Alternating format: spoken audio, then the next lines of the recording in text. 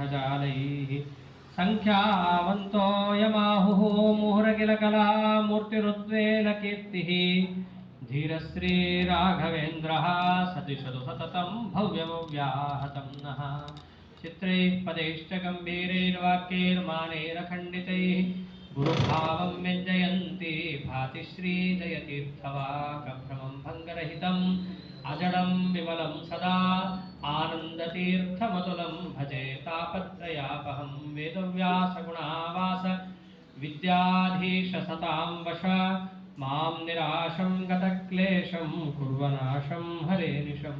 ಶ್ರೀ ಗುರುಭ್ಯೋ ನಮಃ. ಹರಿ ಓಂ. ಮಂತ್ರಾಲಯ ಪ್ರಭುಗಳ ವರ್ಧಂತಿ ಉತ್ಸವ. ರಾಯರು ನಮ್ಮೆಲ್ಲರ ದುಃಖಗಳನ್ನು ಕೂಡ ಪರಿಹಾರ ಮಾಡಲಿ ಅಂತ ಹೇಳಿ ಇಷ್ಟೊತ್ತ ತನಕ ಸ್ತೋತ್ರದಲ್ಲಿ ನಾವೆಲ್ಲರೂ ಹೇಳಿದ್ವಿ. ದುಃಖೋತ್ಕೃಷ್ಟ ವಿಷಯ ಸಮುದ್ಧರ ಗುರೋ ಮಮಗ್ನ ರೂಪಂ ಸದಾ. ದುಃಖ ಎಂಬತಕ್ಕಂತಹ ದೊಡ್ಡ ವಿಷ ಸಮುದ್ರದಲ್ಲಿ ಮುಳುಗಿ ಹೋಗಿದ್ದೀವಿ ನಾವಾಗ್ಲೇ. ನೀವೇ ನಮ್ಮನ್ನ ಆ ಸಮುದ್ರದಲ್ಲಿ ಎಲ್ಲಿದ್ದೀವಿ ಅಂತ ಹುಡುಕಿ ನೀರಲ್ಲಿ ಮುಳುಗೋಗಿರ್ತೀವಲ್ಲ, ತಾವೇನೇ ಹುಡುಕಬೇಕು. ನಮ್ಮನ್ನ ಹುಡುಕಬೇಕು ಅಂದ್ರೆ ನೀರಲ್ಲಿ ನೀವು ಬೀಳಬೇಕು. ನೀವೇ ನೀರಲ್ಲಿ ಬಿದ್ದು ಎಲ್ಲಿದ್ದೀವೋ ಗೊತ್ತಿಲ್ಲ ಅಂತ ನಮ್ಮನ್ನ ನೀವೇ ಹುಡುಕಿ ಕೈ ಹಿಡ್ಕೊಂಡು ಸಮುದ್ರ ಗುರೋ ಮಾಮಗ್ನ ರೂಪಂ ಸದಾ ನಮ್ಮನ್ನು ನೀವೇ ಎತ್ತಬೇಕು. ಎಷ್ಟೋ ಥರ ಇರ್ತಾರೆ ನೀರಲ್ಲಿ ಮುಳುಗಿದವರು. ಕೆಲವರಿಗೆ ಅಲ್ಪ ಸ್ವಲ್ಪ ಈಜು ಬಂದು ಕೈ ಮೇಲಾದ್ರೂ ಮಾಡ್ತಿರ್ತಾರೆ. ನಮ್ದು ಆ ಹಣೆಗಾರನೂ ಅಲ್ಲ, ಮುಳುಗೇ ಹೋಗಿದ್ದೀರಿ, ಉಸಿರು ಕಟ್ಟು ಹೋಗಿದೆ. ಸಂಸಾರದಿಂದ ಎದ್ದು ಬರೋದಿರ್ಲಿ, ಬದುಕಿದ್ರೆ ಸಾಕಾಗಿದೆ ನಮಗೆ. ಆ ಬದುಕು ಅಂತಂದ್ರೆ ಏನೂ ಅಲ್ಲ. ಸಂಸಾರ ಸಮುದ್ರದಲ್ಲಿದ್ದಾಗ ಬದುಕೋದು ಅಂತಂದ್ರೆ ದಾಸರಾಯರು ಚೆನ್ನಾಗಿ ತಿಳಿಸ್ಕೊಟ್ರು. ಬದುಕಬೇಕು ಅಂತಂದ್ರೆ ಒಂದೇ ಒಂದು, ಸ್ಮರಿಸಿ ಬದುಕಿರೋ, ದಿವ್ಯ ಚರಣ ಕೆರಗಿರೋ ಅಂತ ಹೇಳಿ. ಭಗವಂತನ ಸಂಸ್ಮರಣೆಯೇ ಬದುಕು, ಭಗವಂತನ ವಿಸ್ಮರಣೆಯೇ ಸಾವು. ಮಹಾಭಾರತದಲ್ಲೂ ಇದೇ ಮಾತೇ ಬರುತ್ತೆ. ಪ್ರಮಾದಂ ವೈ ಮೃತ್ಯುಮಹಂ ಬ್ರವೀಮಿ ಸದಾ ಅಪ್ರಮಾದಂ ಅಮೃತತ್ವಂ ಬ್ರವೀಮಿ. ನಮಗೆ ಸಾವು ಅಂತಂದ್ರೆ ಬೇರೇನೂ ಇಲ್ಲ. ನಮಗೆ ಸಾವು ಅಂತಂದ್ರೆ ಶರೀರ ಬಿದ್ದೋಗೋದು ಅನ್ನೋದನ್ನ ನಾವೆಲ್ಲರೂ ತಿಳ್ಕೊಂಡಿರೋದು. ಆದರೆ ಸಚ್ಚಾಸ್ತ್ರದಲ್ಲಿ ಜ್ಞಾನಿಗಳ ದೃಷ್ಟಿಯಿಂದ ಸಾವು ಅಂತಂದ್ರೆ ಏನು? ಪ್ರಮಾದಂ ವೈ, ಭಗವಂತನ ವಿಸ್ಮರಣೆ, ನಿಜವಾದ ಮರಣ ಅದು. ಮತ್ತೆ ಬದುಕೋದು ಅಂದ್ರೆ ಏನು? ಸ್ಮರಿಸಿ ಬದುಕಿರೋ ದಾಸರಾಯರೇ ಹೇಳ್ತಾರೆ. ಭಗವಂತನ ಸಂಸ್ಮರಣೆಯೇ ನಿಜವಾದಂತಹ ಬದುಕು. ಅಂತಹ ಸಂಸಾರದಲ್ಲಿದ್ದಾಗ ಉಸಿರು ಕಟ್ಟಿ ಹೋಗಿ ನಾವು ಸತ್ತೇ ಹೋಗ್ತೀವಿ ಅಂತಂದ್ರೆ ಪರಮಾತ್ಮನನ್ನ ಪೂರ್ಣ ಮರೆತೇ ಹೋಗ್ತೀವಿ ಅಂತಿದ್ದಾಗ ನಮ್ಮೆಲ್ಲರನ್ನೂ ಕೂಡ ಈ ಸಂಸಾರದಿಂದ ಮೇಲೆತ್ತಿ ನಮ್ಮನ್ನ ಬದುಕಿಸೋರು, ಅರ್ಥಾತ್ ಪರಮಾತ್ಮನ ಸಂಸ್ಮರಣೆಯನ್ನು ನಮಗೆ ತಂದು ಕೊಡೋರು ಅಂತಂದ್ರೆ ಅದು ಮಂತ್ರಾಲಯ ಪ್ರಭುಗಳು. ಅದು ಹೇಗೆ ತಂದು ಕೊಡ್ತಾರೆ? ಸ್ತೋತ್ರದಲ್ಲೇ ಹೇಳಿದ್ರು ಅದನ್ನು ಕೂಡ. ಅಲ್ಲಿ ತವ ಸಂಕೀರ್ತನಂ ವೇದಶಾಸ್ತ್ರಾರ್ಥ ಜ್ಞಾನ ಸಿದ್ಧಯೇ ಅಂತ ಹೇಳಿದ್ರು. ನಮ್ಮನ್ನು ರಾಯರು ಹಿಡಿತಾರೋ ಬಿಡ್ತಾರೋ ಅಂತ ಸಂದೇಹ. ನಾವೇನೋ ಗಟ್ಟಿಯಾಗಿ ರಾಯರನ್ನ ಹಿಡ್ಕೊಂಡಿದ್ದೀವಿ. ರಾಯರು ನಮ್ಮ ಕೈ ಹಿಡಿತಾರ ಅಂದ್ರೆ ಹಿಡದೇ ಹಿಡಿತಾರೆ. ದೈತ್ಯ ಬಾಲಕರನ್ನೇ ಬಿಡ್ಲಿಲ್ಲ, ಎಲ್ಲೋ ಆಟ ಆಡ್ತಾ ಇದ್ರು. ಓದಕ ಬಾ ಅಂತಂದ್ರೆ ನಾವು ಓದಕ್ ಬರಲ್ಲ, ನಮ್ಮ ಗುರುಗಳೇ ಹೇಳಿದ್ರು ಆಟ ಆಡಕ್ಕೆ ನಾವು ಆಟ ಆಡ್ತೀವಿ ಅಂತಂತ ಇದ್ರು ಹುಡುಗರು. ಅಂತ ಹುಡುಗರನ್ನೇ ಬಿಡ್ಲಿಲ್ಲ, ಇದ್ದಲ್ಲೇ ಕರೆದ್ರು. ಅಂತ ಅರ್ಭಕಾಮೇ ಶೃಣುತ, ಎಲ್ಲ ಹುಡುಗರೇ ನನ್ನ ಮಾತು ಕೇಳ್ರಿ, ನನ್ನ ಮಾತು ತುಂಬಾ ಒಳ್ಳೇದು, ಚೆನ್ನಾಗಿರುತ್ತೆ, ಹಿತ. ನನ್ನ ಮಾತು ಯಾಕೆ ಹಿತ? ನಾನು ಯಾವುದನ್ನು ನನ್ನ ಮಾತು ಅಂತ ಹೇಳೋದೇ ಇಲ್ಲ. ನಾ ಹೇಳೋದೆಲ್ಲ ಯಾರ ಮಾತು? ಆಚಾರ್ಯರ ಮಾತು. ಆಚಾರ್ಯ ಹೇಳ್ಕೊಂಡಿದ್ದಾರೆ, ನಾಸ್ಮದುಕ್ತಿ ಸದೃಶಂ ಹಿತ ರೂಪಂ. ನನ್ನ ಮಾತಿಗೆ ಸಮಾನವಾದ ಹಿತ ನುಡಿ ಜಗತ್ತಿನಲ್ಲಿ ಮತ್ತೊಂದಿಲ್ಲ. ಅಂತಹ ಆಚಾರ್ಯರ ಮಾತುಗಳನ್ನು ನಾನು ಹೇಳ್ತಾ ಇದ್ದೇನೆ, ಆದ್ದರಿಂದ ಅದು ನಿಮ್ಗೆ ಹಿತ ಆಗತ್ತೆ. ನೀವು ಕೇಳಿ ಬರ್ರಿ ಅಂತ ಹೇಳಿ ಎಲ್ಲೋ ಆಟ ಆಡ್ತಿದ್ದಂತಹ ಹುಡುಗರನ್ನ ಎಳಕೊಂಡು ಕರ್ಕೊಂಡ್ಬಂದು ಕೂಡಿಸಿಕೊಂಡು ರಾಯರ ಉಪದೇಶ ಪ್ರಹ್ಲಾದರಾಜರಾಗಿದ್ದಾಗ ಎಷ್ಟು ಮಾಡಿದ್ದು? ಬಹಳ ಹೊತ್ತೇನು ಮಾಡಲಿಲ್ಲ, ಒಂದು ಪೀರಿಯಡ್ ಅಷ್ಟೇ ಮಾಡಿದ್ದು. ಅಷ್ಟೇ ಸಾಕು. ಈ ಜೀವನನ್ನ ಹೆಂಗೆ ಎತ್ತಬೇಕು, ದುಃಖೋತ್ಕಷ್ಟ ವಿಷಯ ಸಮುದ್ರ, ಅವ್ರಿಗೆ ಗೊತ್ತಿದೆ ಹೇಗೆ ಎತ್ತಬೇಕು ಈ ಜೀವನನ್ನ ಅಂತ ಹೇಳಿ. ಅಂತಹ ಸಮರ್ಪಕವಾದಂತಹ ಮಾರ್ಗದಲ್ಲಿ ಆ ಜೀವನನ್ನ, ಆ ಸಾಧನ ಮಾರ್ಗದಲ್ಲಿ ಸಿದ್ಧಪಡಿಸಿ ಸಂಸಾರದಿಂದ ಮೇಲೆತ್ತುವ ಜವಾಬ್ದಾರಿ ಅವ್ರದ್ದು. ಅದು ಮಾಡಬೇಕು ಅಂತಂದರೆ ಜೀವ ನಮ್ಮನ್ನು ಎತ್ತಿಡಿತಾರೋ ಅಂತ ಸಂದೇಹ ಬಂದರೆ ಏನೂ ಬೇಡ, ಅವರ ಸಂಕೀರ್ತನ ಮಾಡಿರಿ ಸಾಕು. ನೀವು ಒಂದು ವೇಳೆ ಅವರಿಂದ ದೂರ ಹೋಗಿದ್ರಿ, ಸಜೀವರಾಗಿದ್ರಿ, ಅವರೇ ನಿಮ್ಮನ್ನು ಹತ್ರ ಕರ್ಕೋತಾರೆ. ರಾಯರ ಜವಾಬ್ದಾರಿ ಅದು. ಎಷ್ಟೋ ಜನರ ಅನುಭವದಲ್ಲೇ ಬಂದಿದೆ ಇದು. ನಾವು ಎಲ್ಲೋ ಬಿದ್ದು ಹಾಳಾಗಿ ಹೋಗಿದ್ವಿ, ರಾಯರ ಪಾದ ಹಿಡಿದು ಉದ್ಧಾರ ಆದ್ವಿ. ರಾಯರ ಪಾದ ಯಾಕೆ ಹಿಡಿಬೇಕಾಗಿ ಬಂತು ನಮಗೆ ಗೊತ್ತಿಲ್ಲ, ರಾಯರೇ ಕರೆಸ್ಕೊಂಡು. ಈ ಉತ್ತರ ಎಷ್ಟೋ ಜನರು ಹೇಳ್ತಾರೆ. ಅಂತಹ ಮಂತ್ರಾಲಯ ಪ್ರಭುಗಳೇ ಸಜ್ಜನರು ಎಲ್ಲಿದ್ದರೂ ಸರಿ ಅವರನ್ನು ತಾವೇ ಕರ್ಕೊಂಡ್ಬಂದು ಇವನು ಸಜ್ಜನ, ಸದ್ವೈಷ್ಣವ, ಪರಮಾತ್ಮನ ಅನುಗ್ರಹಕ್ಕೆ ಪಾತ್ರ ಅಂತ ತಾವೇ ತಿಳಿದು ನಮ್ಮ ಹತ್ರ ಕರ್ಕೊಂಡ್ಬಂದು ಒಂದು ಹಂತ ಆದರೆ, ಒಂದು ಹಂತ ದಾಟಿದ ಮೇಲೆ ಮುಂದಿನ ಹಂತ ಯಾವುದು? ತವ ಸಂಕೀರ್ತನಂ. ಅವರೇ ಅವರ ಸಂಕೀರ್ತನವನ್ನು ಮಾಡಿಸ್ಕೊಡ್ತಾರೆ. ಅವ್ರ ಸಂಕೀರ್ತನ ಅಂದ್ರೆ ಅವ್ರದ್ದೊಂದಿನ ಸಂಕೀರ್ತನ.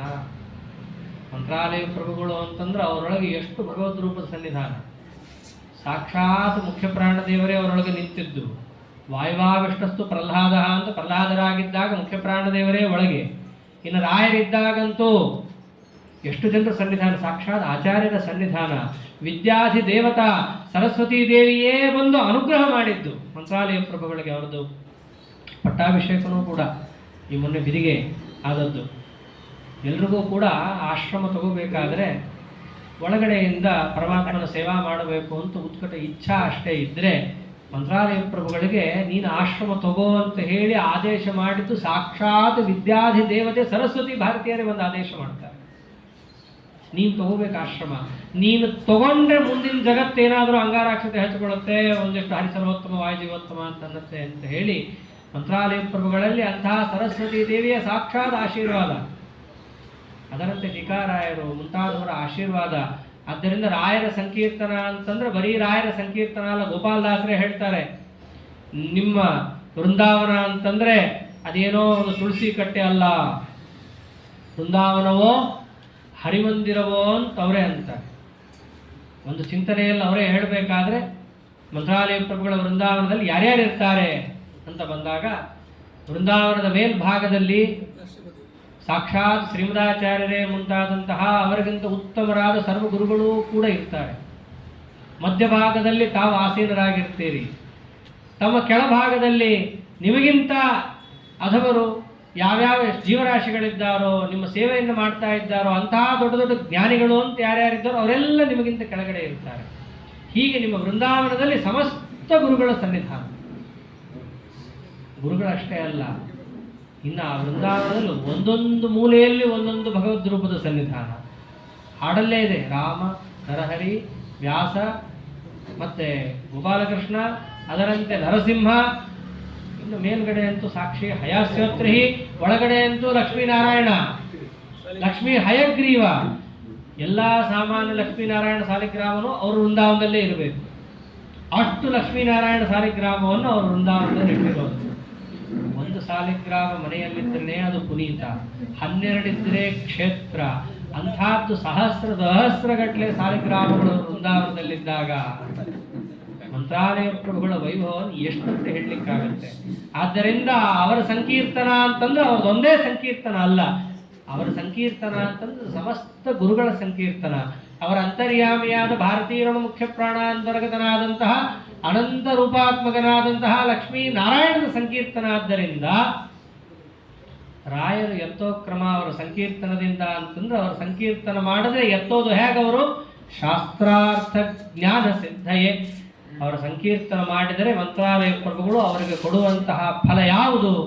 ಶಾಸ್ತ್ರಾರ್ಥ ಜ್ಞಾನ ಸಿದ್ಧಿ. ರಾಯರ ಸ್ತೋತ್ರ ಅಂತಂದ್ರೆ ತುಂಬಾ ಅರ್ಥ ಇದೆ. ನಮ್ಮ ಆಚಾರ ಬಾಯಲ್ಲಿ ಕೇಳಬೇಕು ಆ ರಾಯ ಸ್ತೋತ್ರದ ಅರ್ಥ. ಶ್ರೀಪೂರ್ಣ ಬೋಧ ಗುರುತೀರ್ಥ ಪಯೋಬ್ಧಿಪಾರ ಎಂದು ಹಿಡಿದು ಅದೊಂದು ಶ್ಲೋಕಕ್ಕೆ ಎಷ್ಟೋ ಅರ್ಥವನ್ನು ಹೇಳೋದು. ರಾಯರ ಸ್ತೋತ್ರ ಅಂತಂದ್ರೆ ಅವ್ರಿಗೆ ಇಷ್ಟು ಪ್ರೀತಿ ಇತ್ತು, ಆ ಸ್ತೋತ್ರವನ್ನು ಹೇಳದೆ ಮನೆಯಲ್ಲಿ ಯಾರು ಊಟ ಮಾಡೋ ಹಾಗಿಲ್ಲ. ಆ ಸ್ತೋತ್ರದಲ್ಲಿ ಅವರಿಗಿದ್ದಂತಹ ಭಕ್ತಿ, ಅವರ ಆರಾಧನೆಯಲ್ಲೇ ನಾವು ನೋಡಬಹುದು. ಅದನ್ನ ಬೇರೆ ದಿವಸದಲ್ಲಿ ಅದು ನಮ್ಮ ಕಣ್ಣಿಗೂ ಕಾಣ್ತಿರ್ಲಿಲ್ಲ. ಆರಾಧನೆ ದಿವಸ ಆಸನದಲ್ಲಿ ಕೂತು ಆ ಜೇನುತುಪ್ಪ ಹಿಡ್ಕೊಂಡು ರಾಯರಿಗೆ ಆ ಸ್ತೋತ್ರವನ್ನು ಮಾಡ್ತಾ ಇದ್ರು ಅಂತಂದ್ರೆ ಪೂರ್ಣ 108 ಬಾರಿ ತಾವೇ ಹೇಳೋದು. ಈಗ ಎಷ್ಟೋ ಜನ ಸೇರಿಕೊಂಡು ನಾವು ಯಥಾಶಕ್ತಿ ರಾಯರ ಸ್ತೋತ್ರವನ್ನು ಮಾಡಿದ್ದು ಅಂತ. ಆದರೆ ಅವರು ಹಂಗಲ್ಲ, ತಾವೊಬ್ಬರೇ ಆ ರಾಯರ ಆರಾಧನೆಯಲ್ಲಿ 3 ದಿವಸ ರಾಯರ ಅಷ್ಟೋತ್ತರವನ್ನು ತಾವು ಪಾರಾಯಣವನ್ನು ಮಾಡ್ತಾ ಅಭಿಷೇಕ ಮಾಡಿ, ಏನೂ ಇಲ್ಲ, ಅವರು ಸುಮ್ಮನೆ ಹೊರಗೆ ಎದ್ದು ಬಂದರೂ ಸಾಕು, ನಮಗೆ ರಾಯರೇ ಅವರೊಳಗೊಂದು ಸನ್ನಿಧಾನದಲ್ಲಿ ನಿಂತು ಅನುಗ್ರಹ ಮಾಡ್ತಿದ್ದಾರೋ ಏನೋ ಅನ್ನೋಷ್ಟು ರಾಯರ ಅನುಗ್ರಹ ಮಾಡಿದ್ದಾರೆ. ಅದನ್ನೇ ರಾಯರ ಸ್ತೋತ್ರದಲ್ಲೂ ಹೇಳಿದ್ದಾರೆ ಇದೇ ಮಾತನ್ನ. ನಾನೇನು ಹೊಸದಾಗಿ ಹೇಳಬೇಕಾಗಿಲ್ಲ. ಯತ್ಪಾದ ಕಂಜರದಸ ಪರಿಭೂಷಿತಾಂಗ ಯತ್ಪಾದ ಪದ್ಮ ಮಧುಪಾಯಿತ ಮಾನಸಾಯೇ. ಯಾರು ರಾಯರ ಪಾದಧೂಳಿಯನ್ನು ನಿತ್ಯ ಹಚ್ಕೋತಿರ್ತಾರೋ, ಯಾರು ರಾಯರ ಪಾದಸ್ಮರಣೆಯನ್ನು ನಿತ್ಯ ಮಾಡ್ತಿರ್ತಾರೋ, ಯಾರು ರಾಯರು ಬರೆದಂತಹ ಗ್ರಂಥಗಳನ್ನು ನಿತ್ಯ ತಮ್ಮ ಬಾಯಲ್ಲಿ ಆಡ್ತಿರ್ತಾರೋ, ತದ್ದರ್ಶನಂ ದುರಿತ ಕಾನನ ದಾವಭೂತಂ. ರಾಯರ ದರ್ಶನ ಇರಲಿ, ಇಂತಹ ರಾಯರ ಭಕ್ತರ ದರ್ಶನ ಮಾಡಿದ್ರು ಸಾಕು, ದುರಿತ ಕಾನನ ದಾವಭೂತಂ, ನಮ್ಮ ಎಲ್ಲ ಪಾಪಗಳು ಸುಟ್ಟು ಹೋಗ್ತವೆ. ರಾಯರ ಭಕ್ತರ ದರ್ಶನವೇ ಹೀಗಿದ್ದಾಗ ಕಿವು ಮಂತ್ರಾಲಯ ಪ್ರಭುಗಳು ಅವರ ಪಾದವನ್ನು ಹಿಡಿದ್ರೆ ಅಘಾದ್ರಿ ಸಂಭೇದನ ದೃಷ್ಟಿ ವಜ್ರ, ಅವರ ದೃಷ್ಟಿ ನಮ್ಮ ಮೇಲೆ ಬಿದ್ದರೆ ಸಾಕು, ನಮ್ಮ ಎಲ್ಲ ಪಾಪ ಸಮುದ್ರ ರಾಶಿ ಏನು ಬೇಕಾದ್ರೆ ಹೇಳ್ರಿ, ಸಮುದ್ರ ಇದ್ರೆ ಒಣಗೋಗ್ತದೆ, ಬೆಟ್ಟದಂತಾದಿದ್ರೆ ಹಣದ ಸೀಳಿ ಹೋಗುತ್ತೆ, ಅಂಥ ರಾಯರ ದೃಷ್ಟಿ ಒಂದು ಬಿದ್ದರೂ ಸಾಕು, ನಮ್ಗೆಲ್ಲ ಪಾಪಗಳು ಸೀಳಿ ಹೋಗ್ತವೆ. ಪಾಪ ಸೀಳಿ ಹೋಯ್ತು ಅಂತಂದ್ರೆ ನಮ್ಮ ಮನಸ್ಸು ಸ್ವಚ್ಛ ಆಗತ್ತೆ. ಮನಸ್ಸು ಸ್ವಚ್ಛವಾಗಿ ಅವರ ಸಂಕೀರ್ತನವನ್ನು ಮಾಡಿದಾಗ ಸಿಗುವ ಫಲ ಶಾಸ್ತ್ರಾರ್ಥ ಜ್ಞಾನ ಅಷ್ಟೇ ಅಲ್ಲ. ಜ್ಞಾನ ಸಿಗೋದು ಸುಲಭ, ಜ್ಞಾನದ ಸಿದ್ಧಿ ಸಿಗೋದು ಕಷ್ಟ. ಅದಕ್ಕೆ ರಾಯರ ಹತ್ರ ಹೋದರೆ ಅವ್ರು ಏನು ಕೊಡ್ತಾರೆ? ಶಾಸ್ತ್ರಾರ್ಥ ಜ್ಞಾನ ಸಿದ್ಧಯೇ, ಅದು ಸಿದ್ಧಿ ಆಗಬೇಕು. ನಮಗೆ ಕೇಳಿದ್ದು ಕಿವಿಯಲ್ಲಿ ಈ ಕಿವಿಯಿಂದ ಹೋಗಕ್ಕಲ್ಲ, ಅದು ಒಳಗೆ ನಿಲ್ಲಬೇಕು. ನಿಂತಿದ್ದು ಕಾರ್ಯಕ್ಕೆ ಬರಬೇಕು, ಬಂದಿದ್ದು ಪರಮಾತ್ಮನಿಗೆ ಪ್ರಿಯ ಆಗಬೇಕು, ಅವನಿಗೆ ಮುಟ್ಟಬೇಕು. ಅವನಿಗೆ ಮುಟ್ಟಿ ಪರಮಾತ್ಮ ಸ್ವಸ್ವಯೋಗ್ಯತಾನುಸಾರವಾದಂತಹ ಮೋಕ್ಷಾದಿ ಪುರುಷಾರ್ಥವನ್ನು ಕೊಡೋದಕ್ಕೆ ಅದು ಕಾರಣ ಆಗಬೇಕು. ಇದಕ್ಕೆಲ್ಲ ಆಗಬೇಕು ಅಂತಂದ್ರೆ ಇವತ್ತಿನ ದಿವಸ ಮಹಾನುಭಾವರು ಅವರೇ ಮಾಡಿಸಿಕೊಂಡಂತಹ ತವ ಸಂಕೀರ್ತನಂ, ಅವರ ಸಂಕೀರ್ತನ ಬಹಳ ಮುಖ್ಯ. ಅಷ್ಟೇ ಅಲ್ಲ, ಇದು ರಾಯರ ವರ್ಧಂತಿ. ವರ್ಧಂತಿ ಅಂತಂದ್ರೆ ಅವರ ಜನ್ಮ ದಿವಸ. ಅವರ ಜನ್ಮ ದಿವಸವನ್ನು ನಾವು ಹೇಗೆ ಆಚರಿಸಬೇಕು?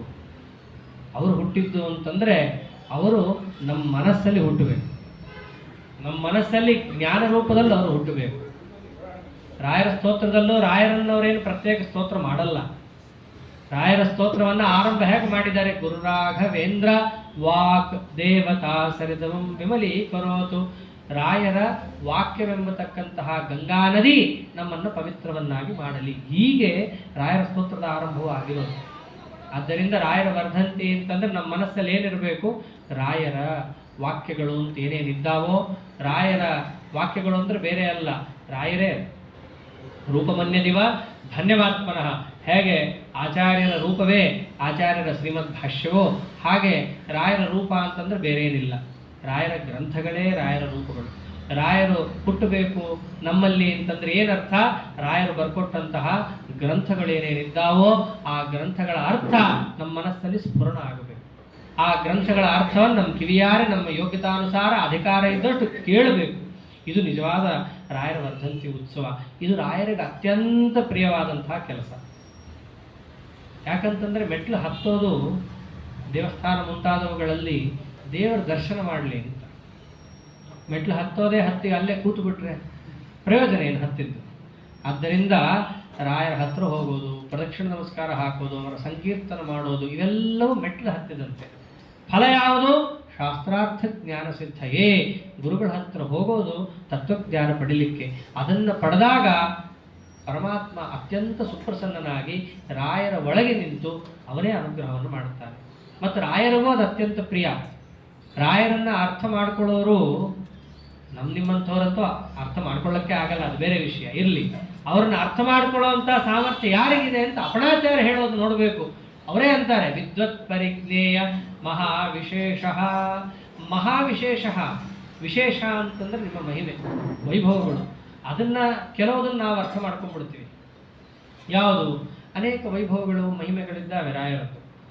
ಶ್ರೀಕರಣೆಯಲ್ಲಿ ಬಿದ್ದಾಗ ಬದುಕಿಸಿದ್ರು, ಅಥವಾ ನೀರಿಲ್ದಿದ್ದಾಗ ನೀರು ಕೊಟ್ಟರು, ಬಿಸಿಲಿದ್ದಾಗ ಛತ್ರಿಯನ್ನು ಏರ್ಪಾಟು ಮಾಡಿಸಿದ್ರು, ಹೂವನ್ನು, ಅದು ಮಾಂಸವನ್ನು, ಹೂ, ಅನೇಕ ವೈಭವಗಳಿದ್ದಾವೆ ರಾಯರದ್ದು. ಕೆಲವೊಂದು ನಮಗೆ ಅರ್ಥ ಆಗತ್ತೆ. ಅಪಣಾಚಾರ ಅಂದ್ರು ಇದು ಯಾವುದು ಮಹಿಮೆನೇ ಅಲ್ಲ ಅಂದ್ಬಿಟ್ಟು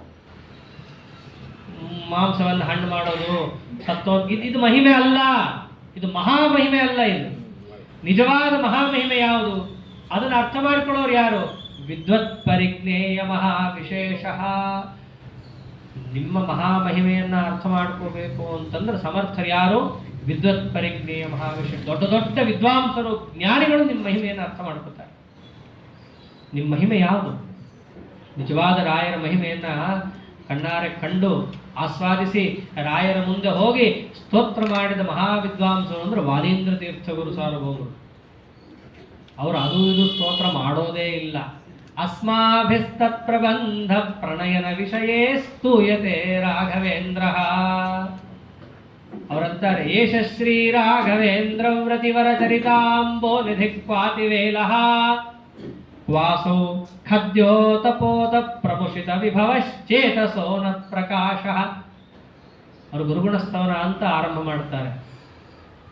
ಪರಮಾತ್ಮನಿಂದ ಆರಂಭ ಮಾಡಿಕೊಂಡು ಪ್ರತಿಯೊಂದು ಗುರುಗಳನ್ನು ಸ್ತೋತ್ರ ಮಾಡಿ ತಮ್ಮ ಗುರುಗಳು ಹೇರಾಮಂ ವ್ಯಾಸಪಾದ ಪ್ರಣಿಹಿತ ಮನಸೋ ಮಧ್ವತಂತ್ರ ಪ್ರತಿಷ್ಠಾ ಪ್ರಖ್ಯಾತಾನ್ ಸ್ಥಾನುಪೇಂದ್ರ ವ್ರತಿ ವಿಬುಧಮಣೀನ್ ದೇಶಿಕಾನ್ ಆಶ್ರಯೇಹಂ, ಉಪೇಂದ್ರ ತೀರ್ಥರ ತನಕ ಎಲ್ಲರನ್ನೂ ಸ್ತೋತ್ರ ಮಾಡಿ ಮಂತ್ರಾಲಯ ಪ್ರಭುಗಳ ಚರಿತ್ರೆಯನ್ನು ನಾನು ಹೇಳ್ತೀನಿ ಅಂತ ಶುರು ಮಾಡ್ತಾರೆ. ಪ್ರತಿಜ್ಞೆನೂ ಆಗೋಯ್ತು. ಪ್ರತಿಜ್ಞೆ ಆದ ತಕ್ಷಣ ಅವ್ರ ತಲೆಗೆ ಬಂದಿದ್ದೇನು? ವಂದ್ಯೈವಾತಃ ಪ್ರತಿಜ್ಞಾ. ರಾಯರ ಚರಿತ್ರೆಯನ್ನು ಹೇಳ್ತೀನಿ ಅಂತ ಹೊರಡೋದು ಅಂತಿದೆಯಲ್ಲ, ಅದು ಆಗದೇ ಇರೋ ಕೆಲಸ. ಯಾಕೆ? ಏಷ ಶ್ರೀ ರಾಘವೇಂದ್ರ ವ್ರತಿವರ ಚರಿತಾಂಬೋ ನಿಧಿ ಕ್ವಾತಿವೇಲ. ರಾಯರ ಚರಿತ್ರೆ ಒಂದು ದೊಡ್ಡ ಸಮುದ್ರ. ಈ ಸಮುದ್ರಗಳಿಗೆ ಎಲ್ಲೋ ಒಂಚೂರು ದಂಡೆ ಆದರೂ ಇದೆ, ಆ ತೀರ ಅಂತ ನಿಂತುಕೊಂಡು ಸಮುದ್ರ ನೋಡಬಹುದು. ಆದರೆ ರಾಯರ ಚರಿತ್ರೆ, ಅವರ ಮಹಿಮಾ, ಅವರ ಜ್ಞಾನ ಸಂಪತ್ತು ಆ ಸಮುದ್ರದ ಮುಂದೆ ನಾವು ಎಲ್ಲಿದೆ ದಡ ಅಂತ ಸಹಿತ ನಮಗೆ ಗೊತ್ತಿಲ್ಲ. ಅಂಥ ದೊಡ್ಡ ಚರಿತ್ರ ಸಾಗರ ರಾಯರ ಚರಿತ್ರೆ ಅಂತಂದರೆ, ನಾನಾದರೂ ಇದ್ದೀನಲ್ಲ, ಹೇಗಿದ್ದೀನಿ? ವಾಸೋ ಖದ್ಯೋತಪೋತ ಪ್ರಮುಷಿತ ವಿಭವ ಚೇತಸೋ ನ ಪ್ರಕಾಶ. ಸಮುದ್ರ ಕಾಣಬೇಕು ಅಂದರೆ ಒಂದಿಷ್ಟು ಬೆಳಕಿದ್ರೆ ಸಮುದ್ರ ಕಾಣುತ್ತೆ. ನಮ್ಮ ಮನಸ್ಸಿನ ಪ್ರಕಾಶ ಎಷ್ಟಿದೆ ಅಂತಂದರೆ, ಮಿಣುಕು ಹುಳದ ಬೆಳಕು ಎಷ್ಟಿದೆಯೋ ಅಷ್ಟು ನನ್ನ ಮನಸ್ಸಿನ ಪ್ರಕಾಶ. ನಮಗೆ ಅಷ್ಟು ಜ್ಞಾನ ಇರೋದು. ವಾದೀಂದ್ರ ಹೇಳ್ಕೊಳ್ಳೋ ಮಾತು ಅವರೇ ಹಂಗೆ ಹೇಳ್ಕೊತಾರೆ ಅಂದ್ರೆ ನಮ್ದು ಇನ್ನೂ ಗೋವಿಂದ. ಹೀಗಿದ್ದಾಗ ನಾವು ರಾಯರ ಸ್ತೋತ್ರ ಹೇಳ್ತೀವಿ, ರಾಯರ ಚರಿತ್ರೆ ಹೇಳ್ತೀವಿ, ಅವ್ರ ಗುಣಗಾನ ಮಾಡ್ತೀವಿ ಅಂತಂದ್ರೆ ಅದು ಹೆಂಗಾಗತ್ತೆ? ಅದಕ್ಕೋಸ್ಕರ ರಾಯರ ಎಲ್ಲ ವೈಭವವನ್ನು ಹೇಳುವ ಸಾಮರ್ಥ್ಯವನ್ನು ನಾವು ಪ್ರದರ್ಶನ ಮಾಡ್ಲಿಕ್ಕೆ ಹೋಗಲ್ಲ, ಅದು ಆಗೋದೂ ಇಲ್ಲ. ಮತ್ತು ನಾವೇನು ಮಾಡ್ತೀವಿ? ಸ್ಥಾನೇ ಥಾಪಿ ಕ್ವಚಿತ್ ಸ್ಯಾತ್ ಇಹ ಪುನರುದದೆ ಸ್ನಾನ ಸಂಕಲ್ಪವತ್ಸ.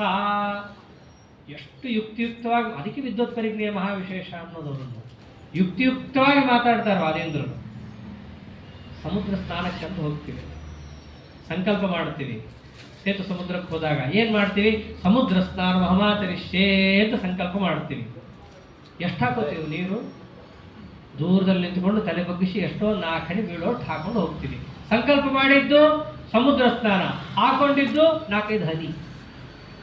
4-5 ಹನಿ ಹಾಕ್ಕೊಂಡ್ರು ಸಮುದ್ರ ಸ್ನಾನ ಅಂತ ಹೆಂಗೆ ಕರಿತೀರೋ ಹಾಗೆ ರಾಯರ 1-2 ಚರಿತ್ರೆಯನ್ನು ಹೇಳಿದ್ರು ಕೂಡ ರಾಯರ ಚರಿತ್ರೆಯನ್ನು ಹೇಳಿದಂಗೆನೆ. ಯಾವುದೋ ಬಿಟ್ಟಂತೆ ಆಗಲಿಲ್ಲ.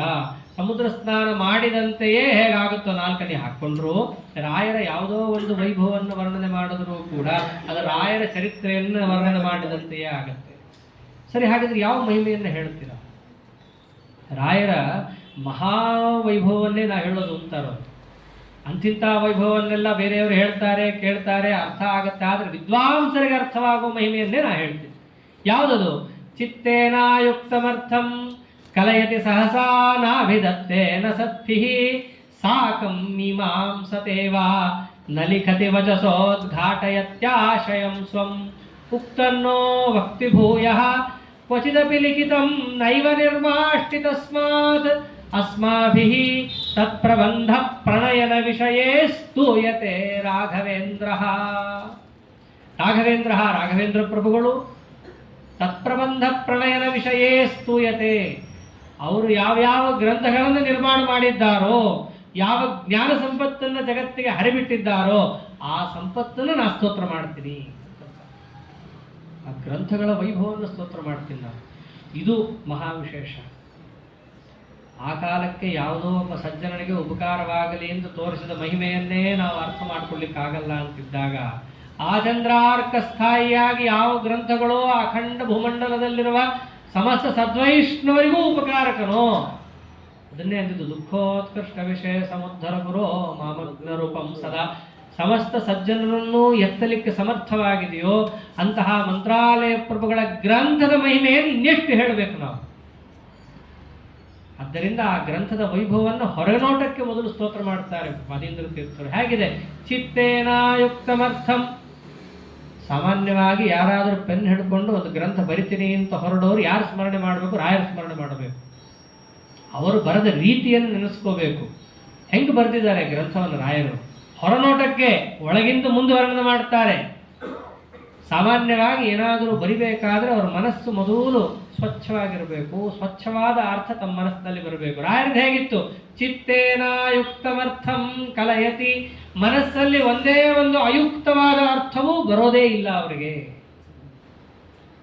ಇನ್ನು ಕೆಲವೊಮ್ಮೆ ಮನಸ್ಸಿನಲ್ಲಿ ಬಂದಿದ್ದು ಹೇಳುವಾಗ ಏರುಪೇರಾಗೋದಿದೆ. ಮನಸ್ಸಲ್ಲಿ ಸರಿಯಾಗೇ ಇರುತ್ತೆ, ಹೇಳುವಾಗ ಯದ್ವಾ ತದ್ವಾ ಆಗೋದಿದೆ. ರಾಯರಿಗೆ ಹಂಗಾಗತ್ತಾ? ಸಹಸಾನಾಭಿಧತ್ತೆ. ಮನಸ್ಸಲ್ಲಿ ತಪ್ಪಾದ ಅರ್ಥ ಬರೋದೇ ಇಲ್ಲ. ಹೇಳುವಾಗಂತೂ ಏರುಪೇರಾಯ್ತಪ್ಪ ಅನ್ನೋ ಪ್ರಶ್ನೆಯೇ ಇಲ್ಲ. ಕೆಲವೊಮ್ಮೆ ಹೇಳೋ ವಿಚಾರವನ್ನೇ ಹೇಳಿರ್ತೀವಿ, ಅದರಂತೆ ಮತ್ತೊಬ್ಬರು ಸಜ್ಜನರು ವಿಚಾರವನ್ನು ಆಡಿರ್ತಾರೆ. ಅನೇಕ ಸಜ್ಜನರು ವಿಚಾರವನ್ನು ಆಡಿದಾಗ ಸ್ವಲ್ಪ ತಿಕ್ಕಾಟ ಆಗತ್ತೆ. ನಮ್ಮದೇ ಸರಿ ಅನ್ನುವ ಏನಂತಾರಲ್ಲ ಇಂಗ್ಲೀಷಲ್ಲಿ ಈಗೋ ಅನ್ನೋದು ಬಂದ್ಬಿಡುತ್ತೆ. ಹಾಗೆ ರಾಯರಿಗಿತ್ತ ಸಾಕಂ ಮೀಮಾಂಸತೇವಾ.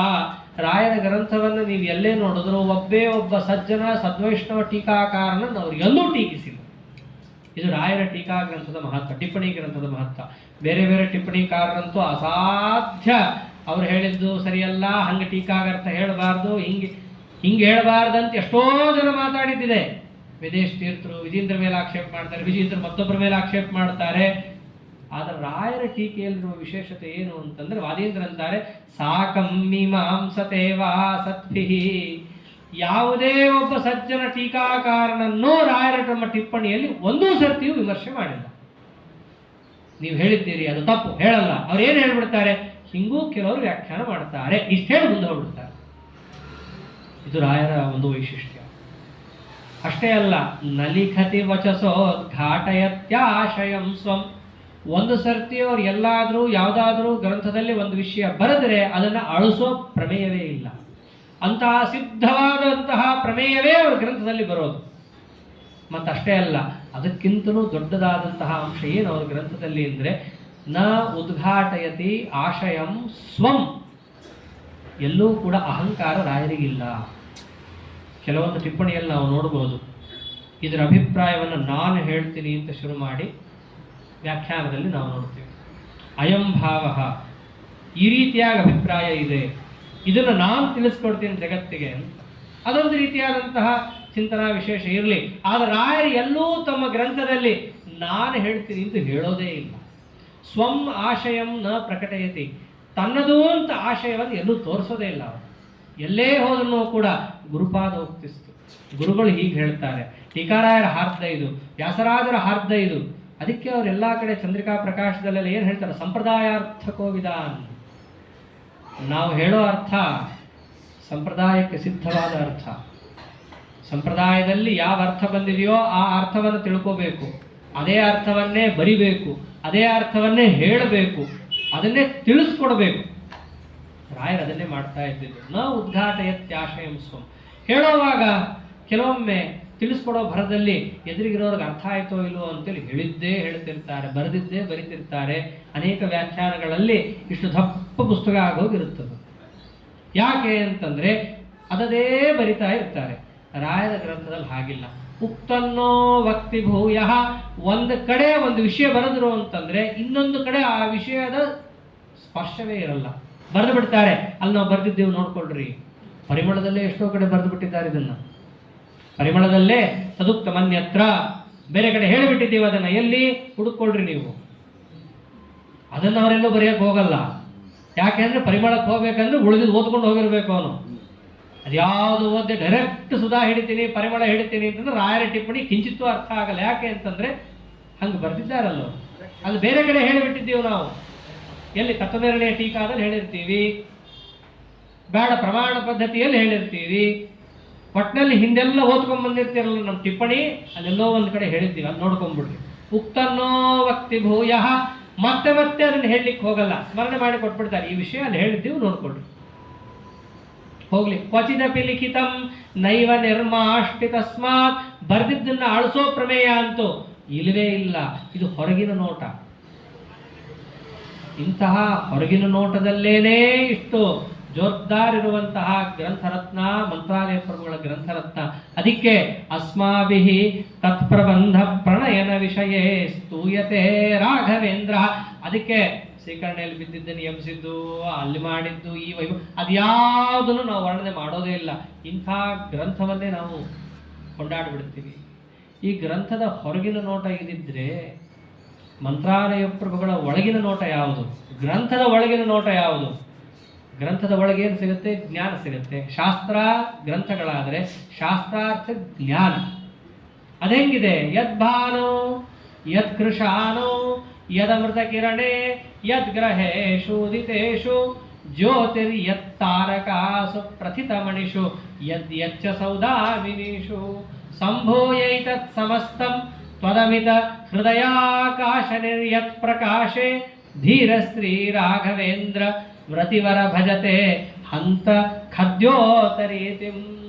ನಿಮ್ಮ ಒಳಗಿನ ಜ್ಞಾನ ಪ್ರಕಾಶವನ್ನು ಹೇಳಬೇಕು ಅಂತಂದ್ರೆ ವಾದೀಂದ್ರ ಅಂತಾರೆ, ಲೋಕಕ್ಕೆ ನಾವು ಒಂದು ದೃಷ್ಟಾಂತ ಕೊಡ್ತೀವಿ ಅಂತಂದ್ರೆ, ನಿಮ್ಮ ಹೃದಯದಲ್ಲಿರುವ ಜ್ಞಾನ ಪ್ರಕಾಶವನ್ನು ಒಂದು ಮುದ್ದೆ ಮಾಡಿಡೋಣಂತೆ. ಅದಕ್ಕೆ ತುಲನಾತ್ಮಕವಾಗಿ ನಾವು ಜಗತ್ತಿನ ಪ್ರಕಾಶವನ್ನ ನಾವು ಪರಿಗಣಿಸ್ತಾ ಹೋದಂಗೆ ಅತ್ಯಂತ ಪ್ರಕಾಶಮಾನನಾದವನು ಯಾರು ನಮಗೆ ಕಾಣೋ ಹಾಗೆ? ಯದ್ಭಾನು, ಸೂರ್ಯ. ಅವನಿಗೆ ಸಮಾನವಾ?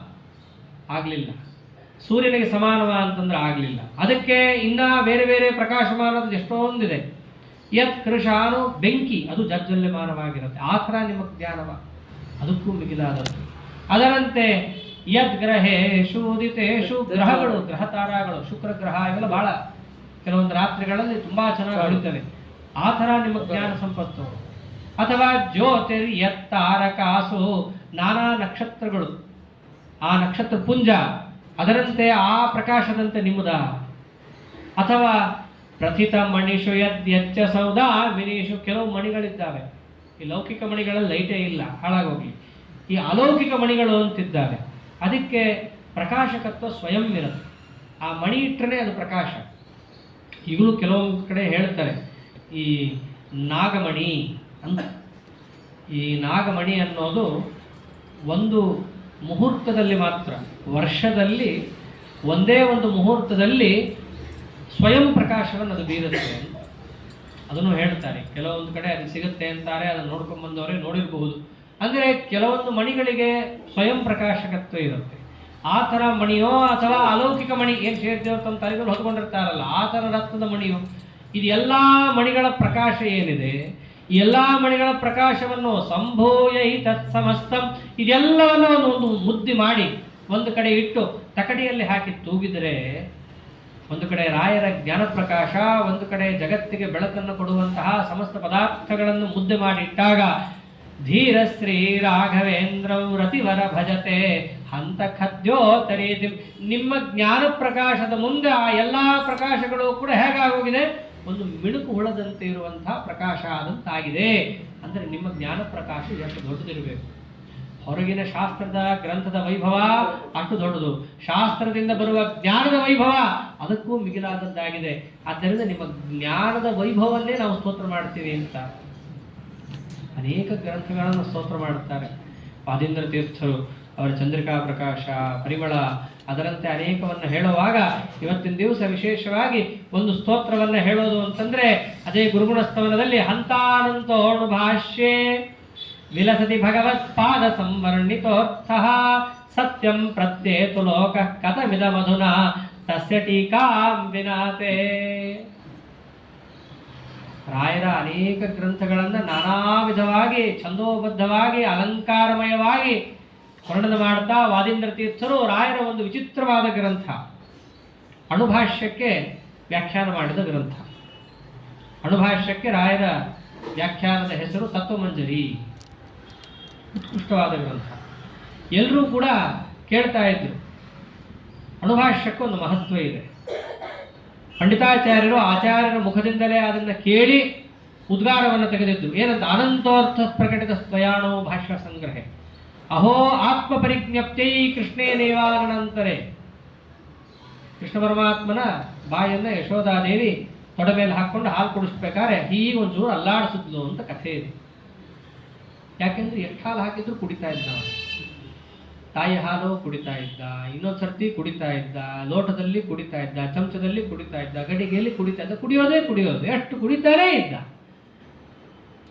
ಅದು ಕುಡಿದಿದ್ದೆಲ್ಲವೂ ಕೂಡ ಬಾಯಿ ಮೇಲೆ ಹತ್ತಿರಬೇಕಲ್ಲ, ರಸ ಗಿಸ ಎಲ್ಲ. ಅದನ್ನ ಯಶೋಧಾದೇವಿ ಒಮ್ಮೆ ತೊಡೆ ಮೇಲೆ ಮಲಗಿಸ್ಕೊಂಡು ಅಲ್ಲಾಡಿಸಿದ್ಲು ಬಾಯಿಂದ. ಏನಿದೆ ನೋಡೋಣ. ಮುಖಲಾಲನ ಲೋಲಾತತ್ ಮುಖಗಂ ಜಗದ ಚಷ್ಟ ಸಾಲನ ಲೋಲಾತತ್. ಮುಖವನ್ನ ಒಂದು ಸ್ವಲ್ಪ ಹೀಗೆ ಆಡಿಸಿದ್ಲು. ಆಡಿಸಿದಾಗ ಹೇಗೆ ಒಂದು ಕೂಸುಗಳ ಬಾಯಿ ತೆಕ್ಕೊಳ್ಳುತ್ತೋ ಹಾಗೆ ಪರಮಾತ್ಮನ ಬಾಯಿ ಸ್ವಲ್ಪ ತೆಗೀತು. ತೆಗೆದಿದ್ದೇ ತಡ, ನೋಡಿದ್ದೇನು? ಜಗದ ಚಷ್ಟ ಸಾಲನ ಲೋಲಾತತ್. 14 ಲೋಕ ನೋಡ್ತಾ ಇದ್ದಾಳೆ, ಗಾಬರಿ ಆಗೋದ್ಲು. ನಾಧ್ಯೈನ್ ಮಾಯಾಮಸ್ಯ. ಪರಮಾತ್ಮನ ಇಚ್ಛಾ ವಿಶೇಷವನ್ನ ಅರಿಯೋದಕ್ಕೆ ಅವಳಿಗೆಲ್ಲ ಆಗತ್ತೆ, ಬ್ರಹ್ಮಾದಿಗಳಿಗೆ ಆಗಿಲ್ಲ ಸರಿಯಾಗಿ ಅರ್ಥ ಮಾಡ್ಕೊಳ್ಳಕ್ಕೆ. ಅಂತಹ ಪರಮಾತ್ಮನ ವೈಭವವನ್ನ ಭಾಗವತದಲ್ಲಿ ವರ್ಣನೆ ಮಾಡಿದ್ದಾರೆ. ಆಚಾರ್ಯರ ಅಣುಭಾಷ್ಯಕ್ಕೂ ಅದೇ ವೈಭವವನ್ನೇ ಪಂಡಿತಾಚಾರ್ಯ ಹಚ್ಚಿದ್ರು. ಅನಂತೋರ್ಥ ಪ್ರಕಟಿತ ಸ್ವಯಾಣೋ ಭಾಷ್ಯ ಸಂಗ್ರಹ. ಎಷ್ಟಿದೆ ಅಣುಭಾಷ್ಯ? ಬಹಳ ಸ್ವಲ್ಪ. ಊಟಕ್ಕೆ ಕೂಡುವಾಗ ಉಪ್ಪು ಹಾಕಿದಾಗ ಶುರು ಮಾಡಿದ್ರೆ ಅನ್ನ ಬಡಿಸೋದ್ರೊಳಗೆ ಮುಗಿದೋಗುತ್ತೆ. ಅಷ್ಟೇ ಇರೋದು ಅಣುಭಾಷ್ಯ. ಬಹಳ ಸಣ್ಣದು. ಹೇಗೆ? ಕೃಷ್ಣನ ಬಾಯಿ ಇದ್ದಂಗಿದೆ. ಆದರೆ ಅದರೊಳಗೆ ಏನಿದೆ? ಅನಂತೋರ್ಥ ಪ್ರಕಟಿತ. ಅನಂತ ಅರ್ಥ ಅನ್ನೋದು ಅದರಲ್ಲಿ ತುಂಬಿಟ್ಟಿದ್ದೀರಿ. ಪಂಡಿತಾಚಾರ್ಯರು ಆಚಾರ್ಯರ ಮುಖದಿಂದ ಕೇಳಿದಾಗ ಅವರಿಗೆ ಅನುಸಂಧಾನಕ್ಕೆ ಬಂದ ಅಂಶ ಇದು. ಅದು ಪಂಡಿತಾಚಾರ್ಯ ಕೇಳಿದ್ರು, ಹೌದು ಅಂತಂದ್ರು. ಅವ್ರ ಶಿಷ್ಯರು ಪಂಡಿತಾಚಾರ್ಯ ಹೇಳಿದ್ದು ಕೇಳಿದ್ರು, ಹೌದು ಅಂದ್ರು. ಬರ್ತಾ ಬರ್ತಾ ಕಾಲಕ್ಕೆ ಏನಾಗೋಯ್ತು? ಏನೋ ಕತೆ ಹೇಳ್ತಾರೆ ಬಿಡಪ್ಪ. ಇತ್ತೋ ಇಲ್ಲೋ, ಆಗ್ತಿತ್ತೋ ಇಲ್ವೋ, ಏನೋ ಹೊಗಳಿದ್ದಾರೆ, ಸ್ತೋತ್ರ ಮಾಡಬೇಕು ಮಾಡಿದ್ದಾರೆ. ಅನಂತ ಅರ್ಥ ಹೆಂಗ್ರಿ ಇರುತ್ತೆ? ಇರಲ್ಲ. ಸ್ವಲ್ಪ ಲಾಜಿಕ್ ಹಾಕಿ ಯೋಚನೆ ಮಾಡಿ. ಹೀಗೆಲ್ಲ ಮಾತಾಡೋದು ಶುರುವಾಗಿ ಹೋಗಿತ್ತು. ಆಚಾರ್ಯರು ತಮ್ಮ ಗ್ರಂಥದಲ್ಲಿ ಅನೇಕ ಅರ್ಥವನ್ನು ತುಂಬಿದ್ದಾರೆ, ಅನಂತಾರ್ಥ ತುಂಬಿದ್ದಾರೆ ಅಂತ ಹೇಳಿದ ಪಂಡಿತಾಚಾರ್ಯರ ಮಾತಿಗೆ ಅಪ್ರಾಮಾಣ್ಯ ಬರಲಿಕ್ಕೆ ಪ್ರಾರಂಭ ಆಗೋಯ್ತು. ಅದಕ್ಕೆ ರಾಯರಂದ್ರು, ಅನಂತಾರ್ಥ ಇದೆ, ಪಂಡಿತಾಚಾರ್ಯ ಅದನ್ನು ಮನಗಂಡಿದ್ದಾರೆ, ನಿಮಗೆ ತೆಕ್ಕೊಳಕ್ ಬರಲಿಲ್ಲ ಅಂತಂದ ಮಾತ್ರಕ್ಕೆ ಇಲ್ವೇ ಇಲ್ಲ ಅಂತ ಅನ್ನೋದು ಹೇಗಾಗತ್ತೆ? ನರಿಗೆ ದ್ರಾಕ್ಷಿ ಸಿಕ್ಕಲಿಲ್ಲ ಅಂತಂದ್ರೆ ಹುಳಿಯಿಂದಕ್ಕಾಗತ್ತೆ ಅಷ್ಟೆ. ಆದ್ದರಿಂದ ಆಚಾರ್ಯರ ಗ್ರಂಥದಲ್ಲಿ ಅನೇಕ ಅರ್ಥ, ಅನಂತ ಅರ್ಥಗಳಿವೆ ಅನ್ನೋದನ್ನು ತೋರಿಸ್ಲಿಕ್ಕೆ ಹೊರಟ ಗ್ರಂಥನೇ ತತ್ವಮಂಜರಿ. ಅದೇನೇ ಪ್ರತಿಜ್ಞೆಯನ್ನು ಮಾಡ್ತಾರೆ. ಅನಂತೋರ್ಥ ಪ್ರಕಟಿತ ಸ್ವಯಾಣೋ ಭಾಷ್ಯ ಸಂಗ್ರಹ ಇತ್ಯಾಹು ಶ್ರೀಮದಾನಂದ ತೀರ್ಥಾರ್ಯೌಪಸದಾಪಿ. ಆಚಾರ್ಯರನ್ನು ಉಪಸತ್ತಿ ಮಾಡಿದಂತಹ ಪಂಡಿತಾಚಾರ್ಯರು ಹೇಳಿದಂತಹ ಮಾತು ಸತ್ಯ ಇದೆ. ಅನಂತ ಅರ್ಥಗಳು ಆಚಾರ್ಯರ ಅಣುಭಾಷ್ಯದಲ್ಲಿ ಇದೆ ಅನ್ನೋದನ್ನು ನಾವು ತೋರಿಸಿಕೊಡ್ತೀವಿ ಅಂತಂದ್ರು ರಾಯರು. ಅನಂತಾರ್ಥ ಬರಿತಾ ಕೂತ್ರೆ ಬುಕ್ಕೆ ಮುಗಿಯಲ್ಲ. ಅದಕ್ಕೆ ರಾಯರು ಏನು ಮಾಡ್ತಾರೆ? ಅನೇಕ ಅರ್ಥಗಳನ್ನು ತಾವು ತೋರಿಸಿಕೊಡ್ತಾ ಬರ್ತಾರೆ. ಆ ತತ್ವಮಂಜರಿಯನ್ನ ಪಾದೀಂದ್ರ ತೀರ್ಥರು ಅದನ್ನೇ ಅಂತಾರೆ. ಪಾದೀನ್ ತೀರ್ಥರು ಅನ್ಬೇಕಾದ್ರೆ ಸತ್ಯಂ ಪ್ರತ್ಯೇತು ಲೋಕಃ ಕಥಮಿದ ಮಧುನ ತಸ್ಯ ಟೀಕಾಂ ವಿನಾತೆ. ನಿಮ್ಮ ಟೀಕಾ ಇರಲಿಲ್ಲ ಅಂತಂದಿದ್ರೆ ಪಂಡಿತಾಚಾರ್ಯ ಮಾತನ್ನು ಸತ್ಯ ಅಂತ ಯಾರು ತಿಳ್ಕೊತಾನೆ ಇರಲಿಲ್ಲ. ಏನೋ ಹೊಗಳಿದ್ರು ಅಂತ ಅನ್ಕೊಂಡ್ಬಿಡ್ತಾ ಇದ್ರು. ಹೆಂಗು ಕವಿಗಳು ಹೊಗಳಿದ್ರು ಅಂತ ಅನ್ಕೊಂಡ್ಬಿಡ್ತಾ ಇದ್ರು. ಆದರೆ ಸತ್ಯಂ ಪ್ರತ್ಯೇತು ಲೋಕಃ, ಅದು ಸತ್ಯ ಇದೆ ಅಂತ ತಿಳ್ಕೊಂಡಿದ್ದು ಯಾರಿಂದ? ನಿಮ್ಮಿಂದ ತಿಳ್ಕೊಂಡ್ರು, ನಿಮ್ಮ ಟೀಕೆಯಿಂದ ಅವರು ತಿಳ್ಕೊಂಡಿದ್ದು. ಒಂದು ವಿಚಾರ ಹೇಳೋದಾದ್ರೆ ಆರಂಭದಲ್ಲಿ ಹೇಗಿದೆ? ವಿಷ್ಣುರೇವ ವಿಜಿಜ್ಞಾಸ್ಯ ಸರ್ವಕರ್ತ ಗಮೋದಿತ. ಆ ವಿಷ್ಣುರೇವ ವಿಜಿಜ್ಞಾಸ್ಯ ಜಿಜ್ಞಾಸಾಧಿಕರಣದ ಸಂಗ್ರಹ ಅಂತ. ಇಷ್ಟೇ ಮೂರೇ ಶಬ್ದ ಇರೋದು. ವಿಷ್ಣು ಏವ ವಿಜಿಜ್ಞಾಸ್ಯ. ಈ ಮೂರು ಶಬ್ದದಲ್ಲಿ ಸಮಸ್ತ ಜಿಜ್ಞಾಸಾಧಿಕರಣದ ಸಂಗ್ರಹವನ್ನು ಕೂಡ ಮಂತ್ರಾಲಯಗಳು ತೋರಿಸಿಕೊಡ್ತಾರೆ. ಮೂರೇ ಶಬ್ದ. ಮೊದಲು ವಿಷ್ಣು ಅಂತಲೇ ಶಬ್ದ ಆಡಿದ್ದು ಯಾಕೆ ಅಂತ ನಾವು ತಗೊಂಡಾಗ, ಜೀವನಿಂದ ಹೊರತಾದಂತಹ ಬ್ರಹ್ಮನೇ ಇಲ್ಲ, ಆದ್ದರಿಂದ ನಾವೇನು ಜಿಜ್ಞಾಸ ಮಾಡಬೇಕಾಗೇ ಇಲ್ಲ, ಜೀವ ಅನ್ನೋನು ಗೊತ್ತೇ ಇದ್ದಾನೆ, ನಾನು ಅಂತ ಎಲ್ಲರೂ ಹೇಳ್ಕೊತಾನೆ ಇರ್ತೀವಲ್ರಿ. ಅಹಂಕಾರ ಯಾರಿಗೆ ಕಮ್ಮಿ ಇದೆ? ಬೇಕಾದಷ್ಟಿದೆ. ಆದ್ದರಿಂದ ನಾನು ಅನ್ನೋದು ಎಲ್ರಿಗೂ ಗೊತ್ತೇ ಇರುತ್ತೆ. ಆದ್ದರಿಂದ ಬ್ರಹ್ಮ ಅನ್ನೋನು ಜೀವನೇ ಅಂತ ಇಟ್ಟುಕೊಂಡಾಗ ಅಂತಹ ಜೀವ ನಮಗೆ ಗೊತ್ತೇ ಇದ್ದಾನಾದ್ದರಿಂದಾಗಿ ಅವನ ಜಿಜ್ಞಾಸೆ ಯಾಕೆ ಮಾಡಬೇಕು? ತದ್ವಿಜಿಜ್ಞಾಸ ತದ್ಬ್ರಹ್ಮ ಅನ್ನೋ ಶ್ರುತಿ ಎಲ್ಲವೂ ಕೂಡ ವೇಸ್ಟ್ ಅಲ್ವೇ ಅಂತ ಪ್ರಶ್ನೆ ಬಂದಾಗ ಉತ್ತರ ಕೊಡ್ಲಿಕ್ಕೆ ಹೊರಟ ಸೂತ್ರವೇ ಅಥಾತೋ ಬ್ರಹ್ಮ ಜಿಜ್ಞಾಸ ಅಥವಾ ಓಂ ಅಥಾತೋ ಬ್ರಹ್ಮ ಜಿಜ್ಞಾಸ. ಸೂತ್ರ ಬಂತು, ಉತ್ತರ ಏನು ಕೊಟ್ಟಂಗಾಯ್ತು. ಅದಕ್ಕೆ ಆಚಾರ್ಯರಂದ್ರು ವಿಷ್ಣುರೇವ ವಿಜಿಜ್ಞಾಸ್ಯ. ವಿಷ್ಣು ಶಬ್ದವನ್ನು ಅರ್ಥ ಮಾಡಿಕೊಂಡ್ರೆ ಈ ಪ್ರಶ್ನೆಗೆ ಉತ್ತರ ಸಿಗುತ್ತೆ. ವಿಷ್ಣು ಅಂದ್ರೆ ಏನು? ವಿಷಲ್ರು ವ್ಯಾಪ್ತವು. ಯಾರು ವ್ಯಾಪ್ತನೋ ಅವನು ವಿಷ್ಣು. ಯಾವುದರಿಂದ ವ್ಯಾಪ್ತ? ದೇಶತಃ, ಕಾಲತಃ, ಗುಣತಃ. ಯಾರು ಈ ಮೂರಿಂದ ವ್ಯಾಪ್ತನಾಗಿದ್ದಾನೋ ಆತ ವಿಷ್ಣು. ಅನಂತ ಕಲ್ಯಾಣ ಗುಣ ಸಂಪನ್ನ ಅಂತ ಅರ್ಥ. ಇವನನ್ನೇ ಶಾಸ್ತ್ರದಲ್ಲಿ ವೇದದಲ್ಲಿ ಬ್ರಹ್ಮ ಅಂತ ಕರೆದಿರೋದು. ಭಾಷ್ಯದ ಸಂಗ್ರಹನೂ ಆಯಿತು. ಭಾಷ್ಯದಲ್ಲಿ ಏನಿದೆ? ಬ್ರಹ್ಮ ಶಬ್ದಶ್ಚ ವಿಷ್ಣಾವೇವ. ಬ್ರಹ್ಮ ಶಬ್ದ ಅನ್ನೋದು ಯಾರನ್ನು ಹೇಳುತ್ತೆ? ವಿಷ್ಣುವನ್ನು ಹೇಳುತ್ತೆ. ಜಿಜ್ಞಾಸ ಯಾಕೆ ಮಾಡಬೇಕು? ಜೀವನೇ ತಾನೇ ಬ್ರಹ್ಮ ಅಂತಂದಾಗ ಇಂತಹ ಗುಣಪೂರ್ಣರು ನಾವಾಗಿದ್ದೇವಾ? ನಾವೇ ಕೇಳ್ಕೋಬೇಕು. ಆಗಿಲ್ಲ ಅನ್ನೋದು ಉತ್ತರ. ಗುಣಪೂರ್ಣನಾದ ಒಬ್ಬ ವ್ಯಕ್ತಿ ಇದ್ದಾನೆ ಅಂತಂತಾದಾಗ ಅಂತಹ ಗುಣಪೂರ್ಣನಾದ ವ್ಯಕ್ತಿಯ ಜಿಜ್ಞಾಸ ಅನ್ನೋದು ಮಾಡಬೇಕಾಗತ್ತೆ. ಆದ್ದರಿಂದ ಶ್ರುತಿಯ ಅವಶ್ಯಕತೆ ಸರಿಗಿದೆ. ಶ್ರುತಿ ಸರಿಯಾಗಿ ಹೇಳಿದೆ. ವಿಷ್ಣು ಅನ್ನೋ ಶಬ್ದ ಆಡಿದ್ದರಿಂದಲೇನೆ ಗುಣಪೂರ್ಣನಾದ ಒಬ್ಬ ವ್ಯಕ್ತಿ ಇದ್ದಾನೆ ಅನ್ನೋದು ಗೊತ್ತಾಯ್ತು. ಬೇರೆಯವರು ಇರಬಹುದಾ? ಬೇರೆಯವರು ಆಗಬಹುದಾ? ಜಿಜ್ಞಾಸ ಮಾಡಬಹುದಾ? ಇಲ್ಲ. ವಿಷ್ಣುರೇವ ವಿಜಿಜ್ಞಾಸ್ಯ. ವಿಷ್ಣುರೇವ ವಿಜಿಜ್ಞಾಸ್ಯ. ಬೇರೆಯವರನ್ನ ವಿಜಿಜ್ಞಾಸೆ ಮಾಡಬಾರ್ದು. ಅಲ್ಲೂ ಕೂಡ ವಿಶೇಷ. ಬೇರೆಯವರನ್ನು ತಿಳ್ಕೋಬಾರ್ದು ಅಂತಲ್ಲ, ಬೇರೆಯವರನ್ನೂ ತಿಳ್ಕೋಬೇಕು. ಯಾರ್ಯಾರಿಂದ? ಸ್ವೋತ್ತಮಾಸ್ತು ಕ್ರಮೇಣೇವ ಸರ್ವೇಪಿ ಗುರವ ಸ್ಮೃತ. ನಮ್ಮ ಗುರುಗಳನ್ನು ನಾವು ಉಪಾಸನೆ ಮಾಡಲೇಬೇಕು. ಆದರೆ ವಿಜಿಜ್ಞಾಸ್ಯ, ವಿಶೇಷವಾಗಿ ಸರ್ವೋತ್ತಮ ಅಂತ ಜಿಜ್ಞಾಸೆ ಯಾರನ್ನ ಮಾಡಬೇಕು? ವಿಷ್ಣುರೇವ ವಿಜಿಜ್ಞಾಸ್ಯ. ಪರಮಾತ್ಮನೊಬ್ಬನನ್ನೇ ಸರ್ವೋತ್ತಮ ಅಂತ ಮಾಡಬೇಕೇ ಹೊರತು ಮತ್ತೆಲ್ಲರನ್ನೂ ಕೂಡ ಪರಿವಾರತೆಯ ಗ್ರಾಹ್ಯಾ ಅಪಿ ಹೇಯಾ ಪ್ರಧಾನತಃ ಅವನನ್ನು ಹಾಗೆ ಗ್ರಹಣ ಮಾಡಬೇಕು. ಅಲ್ಲ, ಆಚಾರ್ಯರು ಯಾಕೆ ಏರುಪೇರು ಮಾಡೋದು? ಸೂತ್ರದಲ್ಲಿ ಹೇಗಿದೆ? ಅಥಾತೋ ಬ್ರಹ್ಮ ಜಿಜ್ಞಾಸ. ಮೊದಲು ಬ್ರಹ್ಮ ಅಂತ ಇದೆ, ಜಿಜ್ಞಾಸ ಅಂತ ಇದೆ. ಸಂಗ್ರಹ ಮಾಡಬೇಕಾದ್ರೆ ಆಚಾರ್ಯ ಉಲ್ಟಾ ಮಾಡಿದ್ರು. ವಿಷ್ಣುರೇವ ವಿಜಿಜ್ಞಾಸ್ಯ, ಜಿಜ್ಞಾಸ್ಯ ಅಂತ ಮಾಡಿದ್ರು ಆಚಾರ್ಯ. ಜಿಜ್ಞಾಸ ಅಂತಲೇ ಹೇಳ್ಬೋದಿತ್ತಲ್ಲ ಸಂಗ್ರಹ ಮಾಡಬೇಕಾದ್ರೆ. ಇಲ್ಲ, ಅದಕ್ಕೆ ಕಾರಣ ಇದೆ ಅಂತ ರಾಯರು.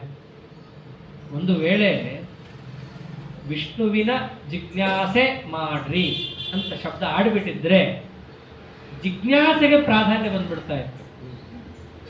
ವಿಷ್ಣು ಅಪ್ರಧಾನ ಆಗೋಗ್ತಾ ಇದ್ದ. ಜಿಜ್ಞಾಸೆ ಮಾಡ್ರಿ ನೀವು ಸಾಕು, ವಿಷ್ಣುವನ್ನು ಬಿಟ್ಟರು ತೊಂದರೆ ಇಲ್ಲ. ವಿಷ್ಣುವಿನ ಜಿಜ್ಞಾಸೆ ಮಾಡ್ರಿ. ಜಿಜ್ಞಾಸೆ ಮತ್ತು ವಿಷ್ಣು ಇವೆರಡರಲ್ಲಿ ಯಾರು ಪ್ರಧಾನ? ವಿಷ್ಣು ಪ್ರಧಾನ. ಅದನ್ನು ತೋರಿಸ್ಬೇಕಾಗಿತ್ತು ಆಚಾರ್ಯರಿಗೆ. ಅದಕ್ಕೆ ಅವ್ರೇನು ಮಾಡಿದ್ರು? ಸೂತ್ರದಲ್ಲಿ ಬ್ರಹ್ಮ ಜಿಜ್ಞಾಸ ಅಂತಿದ್ರು. ಸೂತ್ರಕಾರರ ಅರ್ಥವನ್ನು ತೆಗೆದುಕೊಳ್ಳಿಕ್ಕೋಸ್ಕರವಾಗಿ ಆಚಾರ್ಯ ಹೆಂಗೆ ತಿರುಗಿಸ್ತಾರೆ ಅದನ್ನ?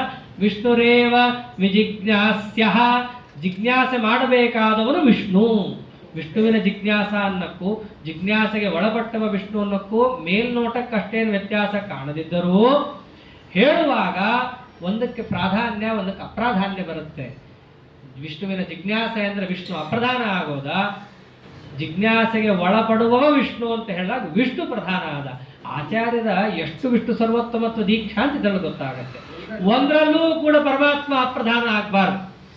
ಪರಮಾತ್ಮ ಯಾವಾಗಲೂ ಪ್ರಧಾನನೇ ಅನ್ನೋ ತತ್ವವನ್ನು ತಿಳಿಸ್ಲಿಕ್ಕೆ ಆಚಾರ್ಯ ಏನು ಹೇಳಿದ್ರು? ವಿಷ್ಣುರೇವ ವಿಜಿಜ್ಞಾಸ್ಯ. ವಿಜಿಜ್ಞಾಸ್ಯ ಯಾಕೆ? ಸೂತ್ರದಲ್ಲಿ ಜಿಜ್ಞಾಸ ಅಷ್ಟೇ ಶಬ್ದ ಇರೋದು. ಸೂತ್ರದಲ್ಲಿರೋದು ವಿಜಿಜ್ಞಾಸ ಅಂತಿಲ್ಲ. ಸೂತ್ರದಲ್ಲಿ ಅಥಾತೋ ಬ್ರಹ್ಮ ಜಿಜ್ಞಾಸ. ವಿಜಿಜ್ಞಾಸ್ಯ ಯಾಕೆ ತಂದ್ರೆ ಆಚಾರ್ಯರು? ಯಾಕೆ ಅಂತಂದ್ರೆ ರಾಯರು ತಿಳಿಸ್ತಾರೆ. ಯಾಕೆ ಹೇಳಿದ್ದು? ಅಥಾತಃ ಅನ್ನೋದು ಸಂಗ್ರಹ ಮಾಡಲಿಕ್ಕೆ ಅಂತ. ಅತಃ ಅನ್ನೋದು ಹೇಳಿದ್ದು ಯಾಕೆ? ಅಧಿಕಾರವನ್ನು ತಿಳಿಸಿಕೊಳ್ಳಿಕ್ಕೋಸ್ಕರ. ಅತಃ ಅಂತ ಹೇಳಿದ್ದು ಫಲವನ್ನು ತಿಳಿಸ್ಕೊಳ್ಳಿಕ್ಕೋಸ್ಕರವಾಗಿ. ಅಥ ಮತ್ತು ಅತಃ ಇವೆರಡನ್ನ ಕೂಡಿಕೊಂಡು ಜಿಜ್ಞಾಸೆ ಮಾಡ್ರಿ. ಸುಮ್ಮನೆ ಜಿಜ್ಞಾಸೆ ಮಾಡ್ರಿ ಅಂತ ಬಿಟ್ರೆ ಎಲ್ಲರೂ ಮಾಡ್ಲಿಕ್ಕೆ ಹೊರಟು ಬಿಡ್ತಾರೆ.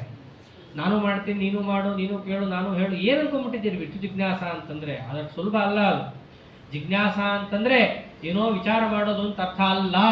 ಜಿಜ್ಞಾಸ ಅಂತಂದ್ರೆ ಶ್ರವಣ ಮನನ ನಿಧಿಧ್ಯಾಸನಕ್ಕೆ ಜಿಜ್ಞಾಸ ಅಂತ ಕರೆಯೋದು. ಎರಡರ್ಥ ಇದೆ. ನ್ಯಾಯಸುಧಾದಲ್ಲಿ ಅನೇಕ ಅರ್ಥವನ್ನು ತೋರಿಸಿದ್ದಾರೆ ಇದಕ್ಕೆ. ರಾಯರು ಅದೆಲ್ಲವನ್ನು ಸಂಗ್ರಹ ಮಾಡ್ತಾರೆ ತತ್ವಮಂಜರಿಯಲ್ಲಿ. ಅದರಲ್ಲಿ ಒಂದು ಅರ್ಥ ನಿಮಗೆ ತೋರಿಸ್ಕೊಡ್ತೀನಿ ಅಂತ ಹೇಳಿ ಹೇಳೋದೇನು? ಜಿಜ್ಞಾಸ ಅಂತಂದ್ರೆ ಶ್ರವಣ ಮನನ ನಿಧಿಧ್ಯಾಸನ ರೂಪವಾದ ಜಿಜ್ಞಾಸ. ಇದನ್ನು ಹೆಂಗೆ ಮಾಡಬೇಕು? ಅತಃ ಅಧಿಕಾರವನ್ನಿಟ್ಟುಕೊಂಡು ಫಲ ಏನಿದೆ ಅಂತ ತಿಳ್ಕೊಂಡು ನಾವು ಜಿಜ್ಞಾಸ ಮಾಡಬೇಕು. ಹೀಗೆ ಮಾಡಬೇಕು, ವಿಶಿಷ್ಟವಾದ ಜಿಜ್ಞಾಸ ಮಾಡಬೇಕು ಅಂತ ತಿಳಿಸಿದ್ದಕ್ಕೋಸ್ಕರವಾಗಿ ಆಚಾರ್ಯ ಏನಂದ್ರು? ಬರೀ ಜಿಜ್ಞಾಸ ಅಂತಲ್ಲಿಲ್ಲ, ವಿಶಿಷ್ಟವಾದ ಜಿಜ್ಞಾಸ. ಯಾವುದರಿಂದ ವಿಶಿಷ್ಟ? ಅಧಿಕಾರ ಫಲದಿಂದ ವಿಶಿಷ್ಟವಾದ ಜಿಜ್ಞಾಸ. ಆ ವಿಶಿಷ್ಟ ಅನ್ನೋದರ ಸಂಗ್ರಹವನ್ನೇ ಆಚಾರ್ಯ ಏನು ಮಾಡಿದ್ದು? ವಿಜಿಜ್ಞಾಸ್ಯ. ಪರಮಾತ್ಮನ ಜಿಜ್ಞಾಸೆಯನ್ನು ಸುಮ್ಮನೆ ಮಾಡಬಾರ್ದು, ಚೆನ್ನಾಗಿ ಮಾಡಬೇಕು ಅಂತ ಅರ್ಥ. ಜಿಜ್ಞಾಸೆ ಎಲ್ಲರೂ ಮಾಡಬೇಕು.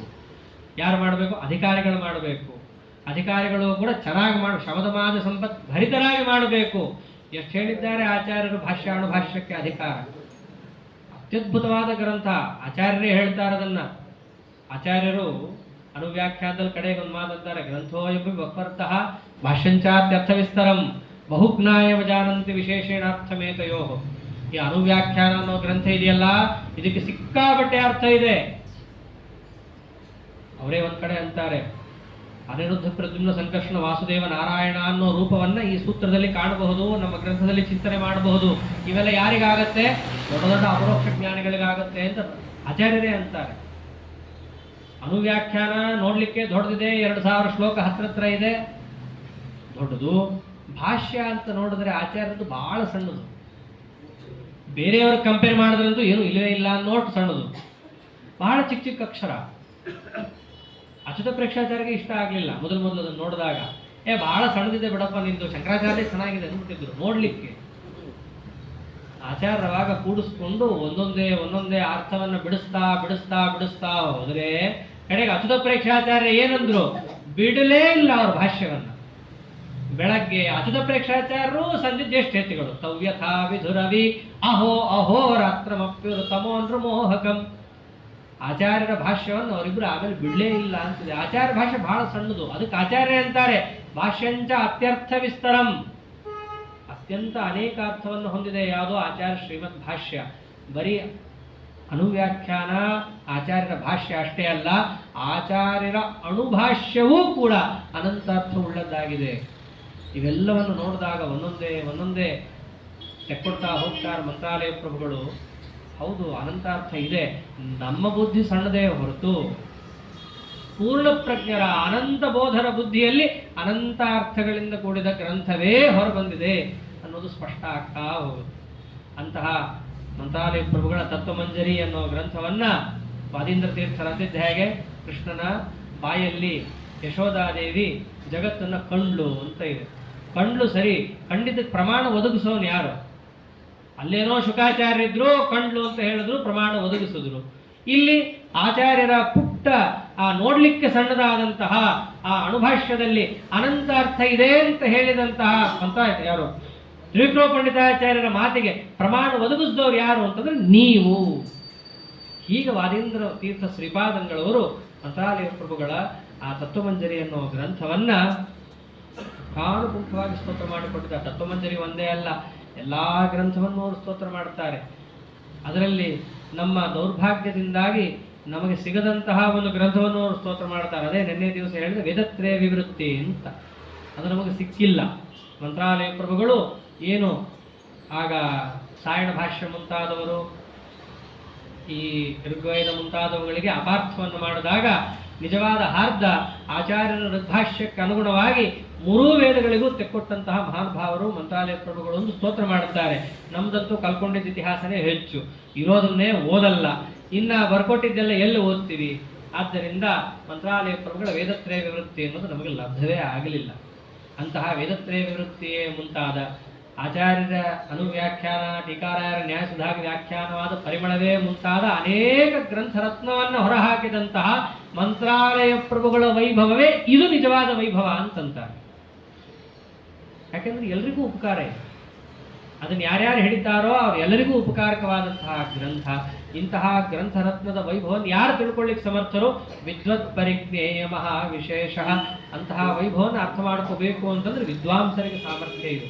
ಅವ್ರಿಗೆ ಸಾಮರ್ಥ್ಯ ಇದೆ ಮಾತ್ರ ನಾವು ಬಿಟ್ಬಿಡ್ಬೇಕು ಅಂತ ಅರ್ಥ ಅಲ್ಲ, ನಾವು ಮೆಟ್ಲು ಹತ್ತಬೇಕು ಅಂತ ಅರ್ಥ. ತಿರುಪತಿ ಮೆಟ್ಲು ಬಹಳ ಜಾಸ್ತಿ ಇದೆ, ಜಾಸ್ತಿ ಇದೆ, ಹೌದು. ಹತ್ತೋದು ಯಾವಾಗ? ಗಾಡೀಲಿ ಹೋಗೋದಕ್ಕೆ ಪುಣ್ಯ ಇಲ್ಲ, ಎಲ್ರಿಗೂ ಚೆನ್ನಾಗಿ ಗೊತ್ತಿದೆ. ಈ ಉಪನ್ಯಾಸ ಅನ್ನೋದು ಗಾಡಿ ಇದ್ದಂಗೆ. ಉಪನ್ಯಾಸದಲ್ಲಿ ಎಷ್ಟೋ ಅರ್ಥಗಳನ್ನು ಗುರು ಅನುಗ್ರಹದಿಂದ ದೊಡ್ಡ ದೊಡ್ಡ ಆಚಾರ್ಯಗಳು ಬಂದು ಹೇಳಿರ್ತಾರೆ, ನೀವು ಕೇಳಿರ್ತೀರಿ. ಪ್ರಾಮಾಣಿಕವಾದದ್ದೇ ಹೇಳಿರ್ತಾರೆ, ನೀವು ಪ್ರಾಮಾಣಿಕವಾದದ್ದೇ ಕೇಳಿರ್ತೀರಿ, ಪ್ರಾಮಾಣಿಕವಾಗೇ ಕೇಳಿರ್ತೀರಿ. ಅದು ಹೇಗೆ ಅಂತಂದ್ರೆ ತಿರುಪತಿ ಬೆಟ್ಟವನ್ನು ಕಾರಲ್ಲಿ ಹುಯಿ ಅಂತ ಹತ್ಕೊಂಡು ಹೋದಂಗಷ್ಟೇ. ಅದೇ ವೆಂಕಪ್ಪನ ದರ್ಶನ ಆಗತ್ತೆ. ಆದರೆ ಹೋಗ್ಬೇಕಾದ ಕ್ರಮ ಏನು? ತಿರುಪತಿಗೆ ಅದಕ್ಕೊಂದು ಕ್ರಮ ಇದೆಯಲ್ಲ, ತೀರ್ಥಯಾತ್ರಾ ಪದ್ಧತಿ ಅಂತ ಒಂದಿದೆ. ತಿರುಪತಿಗೆ ಹೋಗೋದು ಅಂತಂದ್ರೆ ಒಂದೊಂದೇ ಕಪಿಲ ತೀರ್ಥದಲ್ಲಿ ಮೊದಲು ಸ್ನಾನ ಮಾಡಿ ಅಲ್ಲಿ ದರ್ಶನ ಮಾಡಿ, ಅದೊಂದು ಕ್ರಮ ಇದೆಯಲ್ಲ. ಆ ಕ್ರಮದಲ್ಲಿ ಹೋದರೆ ಪೂರ್ಣ ಯಾತ್ರಾ ಅಂತ ಆಗತ್ತೆ, ಪರಮಾತ್ಮನಿಗೆ ಪೂರ್ಣ ಸುಪ್ರೀತಿ ಅಂತ ಆಗತ್ತೆ. ಹೇಗೋ ಹಾಗೆ ಆಚಾರ್ಯರ ಟೀಕಾಕೃತ್ಪಾದರ ಮಂತ್ರಾಲಯ ಪ್ರಭುಗಳ ಅರ್ಥವನ್ನ ನಮ್ಮ ಮನಸ್ಸಿನಲ್ಲಿ ತಗೊಳ್ಳಿಕ್ಕೂ ಒಂದು ಕ್ರಮ ಇದೆ. ಆ ಕ್ರಮದಲ್ಲಿ ಹೋಗಬೇಕು. ಅಂದ್ರೆ ನಾವು ಸುಮ್ಮನೆ ಬೆಟ್ಟ ಹತ್ಕೊಂಡು ಹೋಗಿ ದೇವ್ರ ದರ್ಶನ ಮಾಡೋದು ದೇವ್ರ ಸುಪ್ರೀತನಾಗಲ್ವ, ಆಗುತ್ತಾನೆ. ಇನ್ನ ಹೆಚ್ಚಿನ ಸುಪ್ರೀತಿ, ಪೂರ್ಣ ಸಂಪ್ರೀತಿಯನ್ನು ಪಡೀಲಿಕ್ಕೆ ಒಂದು ಮಾರ್ಗ ಇದೆ. ಆ ಮಾರ್ಗದಲ್ಲಿ ಹೋಗಬೇಕು. ಆ ಮಾರ್ಗದಲ್ಲಿ ಹೋಗಿ ತತ್ವಜ್ಞಾನವನ್ನು ಪಡೆದು ಮಂತ್ರಾಲಯ ಪ್ರಭುಗಳ ಹಾರ್ದವನ್ನ ಆರತಂಥವ್ರು ಯಾರು ಅಂತ ಬಂದಾಗ ವಿದ್ವತ್ ಪರಿಜ್ಞೇಯ ವಿಶೇಷ. ಹಾಗೆ ಹೋಗಿ ನೋಡಿದಾಗ ರಾಯರ ಗ್ರಂಥದ ವೈಭವವನ್ನು ನೋಡಿ ಅದನ್ನು ತಲೆಯ ಮೇಲಿಟ್ಟುಕೊಂಡು ಸ್ತೋತ್ರ ಮಾಡಿದರೆ ವಾದೀಂದ್ರ ಪ್ರಭುಗಳು ಕಡೆಗೆ ಈ ಸ್ತೋತ್ರ ನಿಮಗೆ ಮುಟ್ತೋ ಇಲ್ವೋ ಸ್ವಾಮಿ ಅಂತ ಕೇಳಿಕೊಂಡ್ರೆ ವೃಂದಾವನವೇ ಶಿರಕಂಪನ ಮಾಡುತ್ತೆ ಅಂತ ಇದೆ. ಹೌದು, ನೀವು ಹೇಳಿದಂತಹ ಸ್ತೋತ್ರ ಪ್ರಾಮಾಣಿಕ ಇದೆ, ನನಗೆ ಸಮ್ಮತ ಇದೆ. ರಾಯರ ಸಮ್ಮತಿಯನ್ನು ಕೊಟ್ಟಂತಹ ಸ್ತೋತ್ರ ಗುರುಗುಣ ಸ್ತವನ.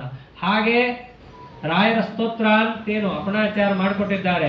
ಆ ಸ್ತೋತ್ರವನ್ನು ಹೇಳಿದ್ರೆ ಅಲ್ಲಂತೂ ಫಲವನ್ನ ಮೊದಲನೇ ಶ್ಲೋಕದಿಂದ ಹೇಳ್ತಾ ಬಂದ್ಬಿಟ್ಟಿದ್ದಾರೆ.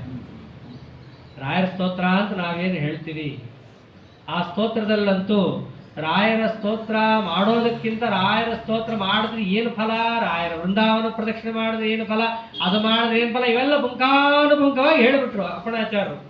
ಹೇಳಿದೆ ಸಾಕ್ಷಿ ಯಾರಿದಕ್ಕೆ? ಯಾರು ಸಾಕ್ಷಿ ಅಂತ ಬಂದಾಗ ಸಾಕ್ಷಿ ಹಯಸ್ಯೋತ್ರಹಿ, ಯಾರು ಸಾಕ್ಷಿ? ನಾನೇ ಸಾಕ್ಷಿ ಅಂದ್ಬಿಟ್ಟ ದೇವರು. ರಾಯರ ಸೇವಾವನ್ನು ಯಾರು ಮಾಡ್ತಾರೋ ಎಲ್ಲರಿಗೂ ಫಲ ಇದ್ದೇ ಇದೆ. ನೀವೇನು ಹೇಳಿದ್ರೋ ಆ ಫಲ ಇದೆ. ಮಾಡೋ ಕ್ರಮದಲ್ಲಿ ಅವ್ರು ಮಾಡಬೇಕು, ಮಾಡೋ ಮನಸ್ಥಿತಿಯಲ್ಲಿ ಮಾಡಬೇಕು. ಕಸ ತುಂಬಿಕೊಂಡೆಲ್ಲ ಮಾಡಿದ್ರೆಲ್ಲ ಕೊಡಲ್ಲ, ಪ್ರತ್ಯುತ ಅವ್ರ ಹತ್ರ ಸೇರಿಸೋದು ಇಲ್ಲ. ಅಲ್ಲಿ ಅರ್ಚಕರೇ ಹೇಳ್ತಾರೆ, ರಾಯರ ಮನಸ್ಸಿಗಿದ್ರೆ ಮಾತ್ರ ಅವ್ರು ಸೇವಾ ತಗೋತಾರೆ, ಅವ್ರಿಗಿಲ್ಲ ಅಂದ್ರೆ ತಗೊಳ್ಳಲ್ಲ, ಕಳಿಸ್ಬಿಡ್ತಾರೆ. ಏನೋ ಒಂದು ಅನಾರೋಗ್ಯನೋ ಮತ್ತೊಂದೋ ಏನೋ ಒಂದು ನಿಮ್ಮ ಕೈಲಿ ಆಗೋದಿಲ್ಲ. ಯಾಕೆ? ಆ ಸೇವಾ ಮಾಡಿದ್ರೆ ಆ ಫಲ ಕೊಡಬೇಕು. ಕೊಡೋದಕ್ಕೆ ಸಾಕ್ಷಿ ಯಾರು ನಿಂತಿರೋನಲ್ಲಿ? ಸಾಕ್ಷಿ ಹಯಾಸ್ವತ್ರಹಿ. ಅವರು ಇವರು ಜವಾಬ್ದಾರಿ ತಗೊಂಡಿದ್ದಲ್ಲ, ಸಾಕ್ಷಾತ್ ಹೈಗ್ರೀವ ದೇವರು ಜವಾಬ್ದಾರಿ ತಗೊಂಡದ್ದು.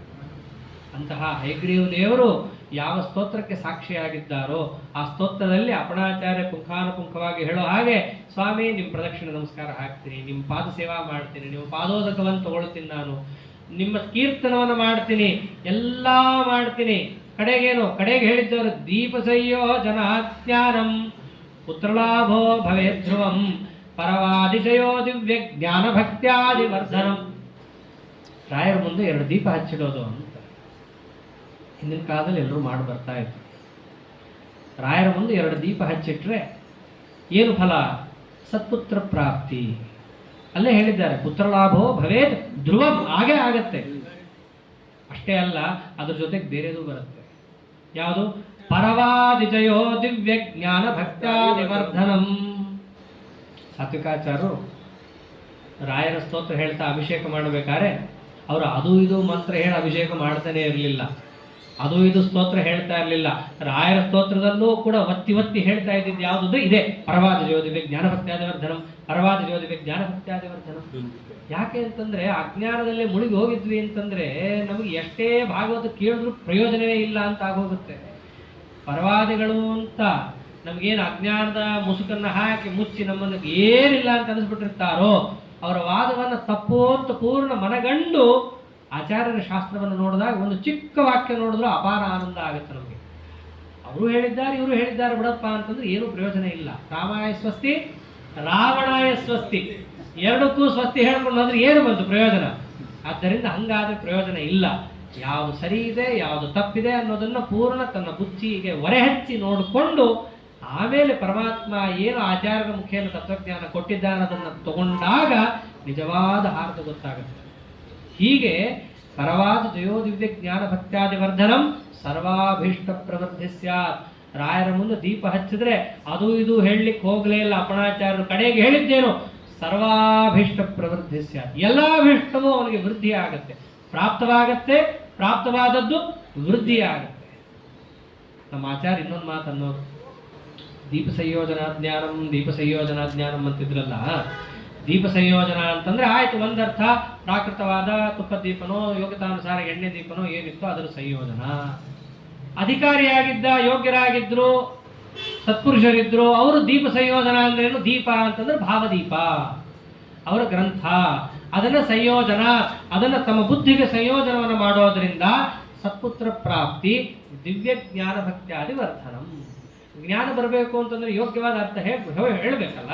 ದೀಪವನ್ನು ಹಚ್ಚಿರಿ ಜ್ಞಾನ ಬರುತ್ತೆ ಅಂದ್ರೆ ಯಾವ ದೀಪ ಹಚ್ಚಬೇಕು? ತಲೆಗೆ ಭಾವದೀಪ ಅನ್ನೋ ದೀಪವನ್ನು ತಲೆಗೆ ಹಚ್ಚಿರಿ, ಆಗ ನಿಮಗೆ ಜ್ಞಾನ ಬರುತ್ತೆ.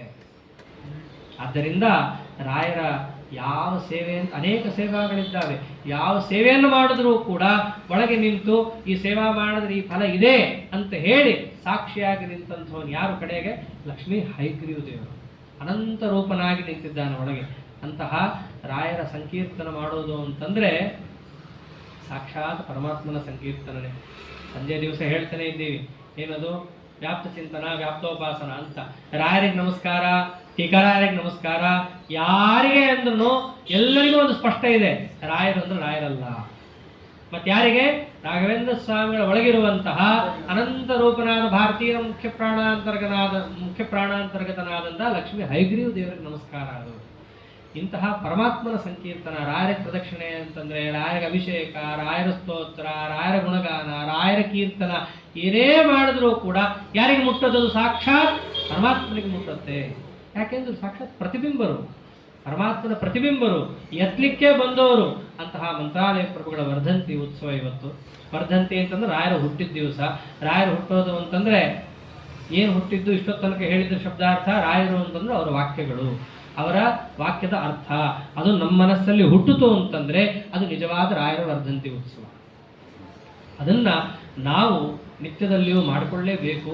ಅದನ್ನು ಮಾಡಿಕೊಳ್ಳೋದ್ರಿಂದಲೇ ನಮ್ಮ ಆತ್ಮೋದ್ಧಾರ ಅಂತಿರೋದು, ರಾಯರ ಸುಪ್ರೀತಿ ಅಂತಿರೋದು, ತದಂತರ್ಗತನಾದಂತಹ ಪರಮಾತ್ಮನ ಕಾರುಣ್ಯ ಎಂಬುದು ಒದಗೋದು. ಇಂತಹ ರಾಯರ ವರ್ಧಂತಿ ಉತ್ಸವ ಬಹಳ ಹೊತ್ತಾಗೋಯ್ತು. ಇಂತಹ ರಾಯರ ವರ್ಧಂತಿ ಉತ್ಸವ ದಿವಸ ವಿಶೇಷವಾಗಿ 10 ಗಂಟೆಯಿಂದ ಏನು ರಾಯರ ಸಂಕೀರ್ತನ.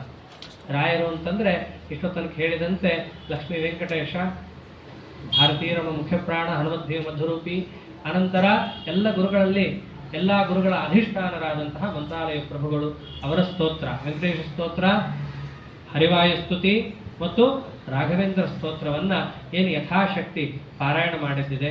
ಹಾಗೆ ಸರ್ವಂ ಕರ್ಮಾಖಿಲಂ ಪಾರ್ಥ ಜ್ಞಾನೇ ಪರಿಸಮಾಪ್ಯತೆ ಅನ್ನೋ ಹಾಗೆ ನಾವೆಲ್ಲರೂ ಪಾರಾಯಣ ಮಾಡ್ತೀವಿ. ಅರ್ಥಾನುಸಂಧಾನ ಎಷ್ಟಿರುತ್ತೋ ಬಿಡುತ್ತೋ ಗೊತ್ತಿಲ್ಲ. ಅರ್ಥ ಗೊತ್ತಿರೋದು ಬೇರೆ, ಅರ್ಥ ಅನುಸಂಧಾನಕ್ಕೆ ಬರೋದು ಬೇರೆ. ಅರ್ಥ ಗೊತ್ತಿಲ್ಲ ಅಂತೇನಿರಲ್ಲ, ಅರ್ಥ ಗೊತ್ತಿರುತ್ತೆ. ಆದರೆ ಹೇಳೋವಾಗ ಅದರ ಸ್ಮರಣೆ ಇರಬೇಕು, ಅದು ಮುಖ್ಯ. ಅಂತಹ ಎಷ್ಟು ಅರ್ಥಾನುಸಂಧಾನ ಇತ್ತೋ ಬಿಡುತ್ತೋ, ಅಂತಹ ಅರ್ಥಾನುಸಂಧಾನ ಸ್ವಲ್ಪ ಇದ್ರೂ ಕೂಡ ಕಡೆಗೆ ಜ್ಞಾನೇ ಪರಿಸಮಾಪ್ಯತೆ. ಆ ಜ್ಞಾನವನ್ನು ತಿಳ್ಕೊಂಡಾಗ ಆ ಎಲ್ಲ ಕರ್ಮಕ್ಕೂ ಕೂಡ ಸಾರ್ಥಕ್ಯ ಅಂತ. ಪಾರಾಯಣನೂ ಒಂದು ಕ್ರಿಯಾಕಲಾಪನೆ. ಅಂತಹ ಕ್ರಿಯಾಕಲಾಪಕ್ಕೂ ಸಾರ್ಥಕ್ಯ ಯಾವಾಗ? ತತ್ವಜ್ಞಾನ ಭರಿತವಾದಾಗ, ಅದು ಪರಮಾತ್ಮನಿಗೆ ಸಮರ್ಪಿತವಾದಾಗ ಮಾತ್ರ ಸಾರ್ಥಕ್ಯ ಅಂತ ಅನ್ನೋ ದೃಷ್ಟಿಯಿಂದ ಬೆಳಗ್ಗಿನ ದಿವಸ ಏನು ಪಾರಾಯಣದ ಕಾರ್ಯಕ್ರಮ ಇದೆ. ಮತ್ತೊಂದು ವಿಶೇಷ, ನನ್ನ ಸೌಭಾಗ್ಯ ಏನು ಅಂತಂದ್ರೆ ಈ ಸರ್ತಿ ನನ್ನನ್ನು ಕೂಡ ಇವರು ಸೇರಿಸ್ಕೊಂಡಿದ್ದು, ನಮಗೆ ಗೊತ್ತಿರಲಿಲ್ಲ ಅದು.